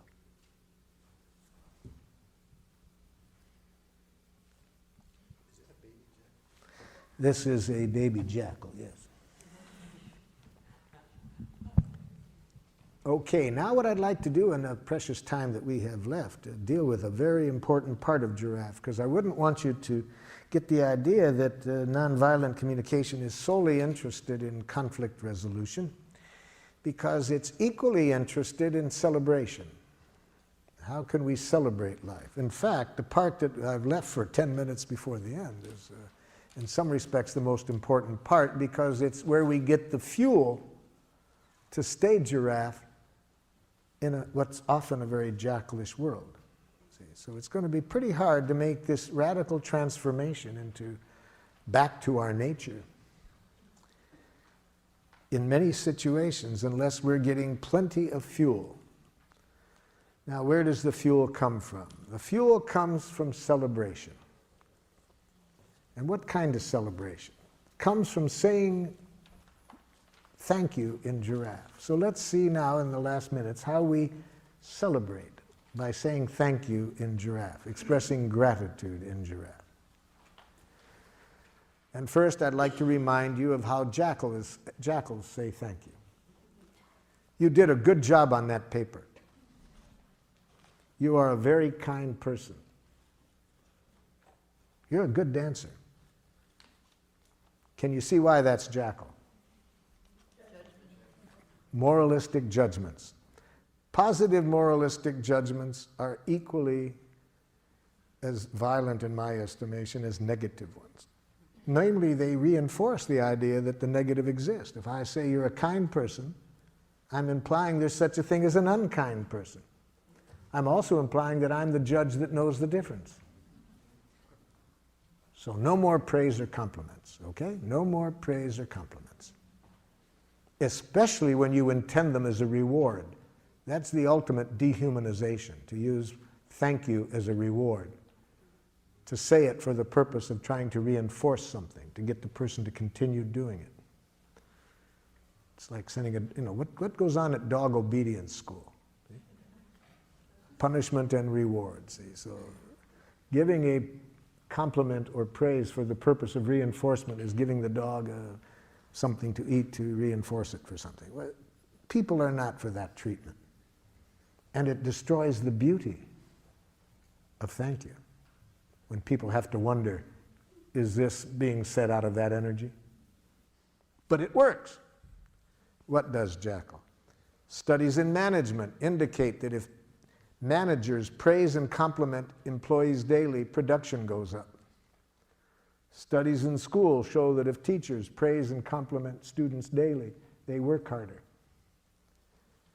Jackal, take another look at the research. I think you'll see that that only works for a very short time, until people see the manipulation. And then it no longer works. And it destroys the beauty of thank you, because now you cannot even trust gratitude without wondering whether it's being used as a reinforcement, as a reward. Well, what about if I want to build up the other person's self-esteem? What's wrong with that? So, Jackal, you don't see the irony of that? What? If the other person can only like themselves when you compliment them, they have no self-esteem. You've just addicted them to your rewards. That they only feel good when you say something about them. They have no self-esteem. Okay. How does a giraffe say thank you? Or gratitude? First, there's three things that are involved in a giraffe expression of gratitude that give us energy to keep being a giraffe. See, the first thing in a giraffe expression of gratitude is we bring to this other person's attention concretely what they have done that has made life more wonderful for us. See, that's what we need to do daily. We need to bring our consciousness and attention to the power that each one of us has to make life more wonderful. Each of us is a powerhouse. We have words that have the power to contribute to making people's lives more wonderful. We have touch. We can touch people in ways that can make life more wonderful. We can provide services for people. We are powerhouses. The more we remember this, we'll not get caught up in any violent games. Why would we use our energy any way other than to make life wonderful when we remember that we have this power? So that's one thing we got to make clear in our expression of gratitude. Specifically what the person did, not some vague generality. For example, a woman in Geneva, Switzerland came up to me at the end of a workshop. Here's what she said to me. "You're brilliant." I said, "It doesn't help." She said, "What do you mean?" I said, "You know, ma'am, I have been called a lot of names in my life. Really, I have. Some positive and some far less than positive. And I can never recall learning anything valuable by somebody telling me what I am. I think there's zero information value in being told what you are. And great danger, you might believe it. And it's just as dangerous to believe that you're smart as that you're stupid. Both of them reduce you to a thing. You see, we're much more than either of those. But I can see in your eyes that you want to express some gratitude. Yes, and I want to receive it, but it doesn't help me to be told what I am. Well, what do you need to hear? What did I do to make life more wonderful for you? Well, you're so intelligent. No, it doesn't help. Doesn't help. What did I do? Oh, I got you. She opens up her notebook. She showed me 2 things that I had said that she had written down. She put a big star by them. See, that helps me now. Okay, that helps me to know that somehow my saying those 2 things made this person's life more wonderful. So that's the first thing we need to say in appreciation. We need to bring to the person's attention concretely what they did that made life more wonderful. Second, at the moment we're giving the gratitude, to say how we feel at that moment about the person having done that. So I said to this woman, could you tell me how you feel now as a result of my having said those 2 things? She said, hopeful and relieved. Oh, hopeful and relieved. That gives me much more than telling me what I am, that I'm brilliant. Just to know that somehow my saying those 2 things, now this person feels hopeful and relieved. Now when I hear the third thing, I'll be able to really enjoy this gratitude. I said, what need of yours was fulfilled by my saying what I did that leaves you feeling hopeful and relieved? And that's the third thing we need to see in a giraffe gratitude. She said, I have an 18-year-old son. I've never been able to connect with him. It's been very painful that we never can connect, and I have needed some direction to help me connect with him. Those 2 things you said met my need for some concrete direction. So, had she expressed her gratitude in giraffe, she would have said, Marshall, when you said these 2 things, showed me what the 2 things were. It leaves me feeling hopeful and relieved. It meets a need of mine to connect with my son in a way that I want. Okay? That's how we say gratitude in giraffe, those 3 things. And it's also important how we receive gratitude. Let me show you how a jackal receives gratitude. Jackal, when you offered to give me the ride just now over to where I'm going afterwards, I feel very grateful because I really have a need to spend more time with my family. And if I took the bus, I'd have an hour less time. It's nothing. De rien. See? If you want to terrorize a jackal, express love or appreciation to it. Really, if you really want to scare a jackal. I've never seen anything scare jackals speaking people more than sincere gratitude or love. Why do you get so nervous, jackal, when you hear it? Well, I don't know that I deserved it. See, jackals have this dangerous concept in their head, deserve. It's a very violent concept. See, it implies that you have to deserve appreciation. You do deserve punishment if you behave in a certain way. See, the concept of deserve is a key ingredient in a violent way of life. If you believe in deserve, you think certain things are worth things, and you'll set up a very destructive economic system. You'll set up a destructive correctional system. Very dangerous concept. Well, that's not the only reason. Why else do you get so scared when you hear gratitude, Jackal? What's wrong with being humble? So you want to have a need for humility? Yes. Well, you know, Jackal, there's different kinds of humility. I'm afraid that your kind is a jackal humility. I think your kind is the kind that Golda Meir, the Israeli prime minister, was reacting to when she said to one of her politicians, "Don't be so humble, you're not that great."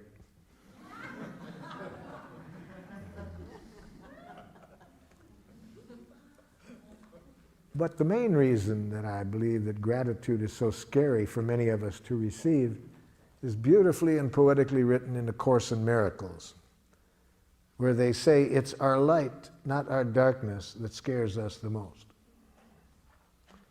See, having been educated in this jackal way to hate ourselves, to think there's something wrong with us, it's a big jump to really see what I was saying, that we have enormous power to make life wonderful. And there's nothing we enjoy doing more than exercising that power. That's unfortunately, a pretty big jump for us to come to, but we can come to it. So that's how we say gratitude: observation, feeling, and need. Same literacy. Make sure it's coming from the heart to celebrate, and never to praise, compliment, reward. So any last comments or questions before our time runs out? I'm grateful for all your time and attention.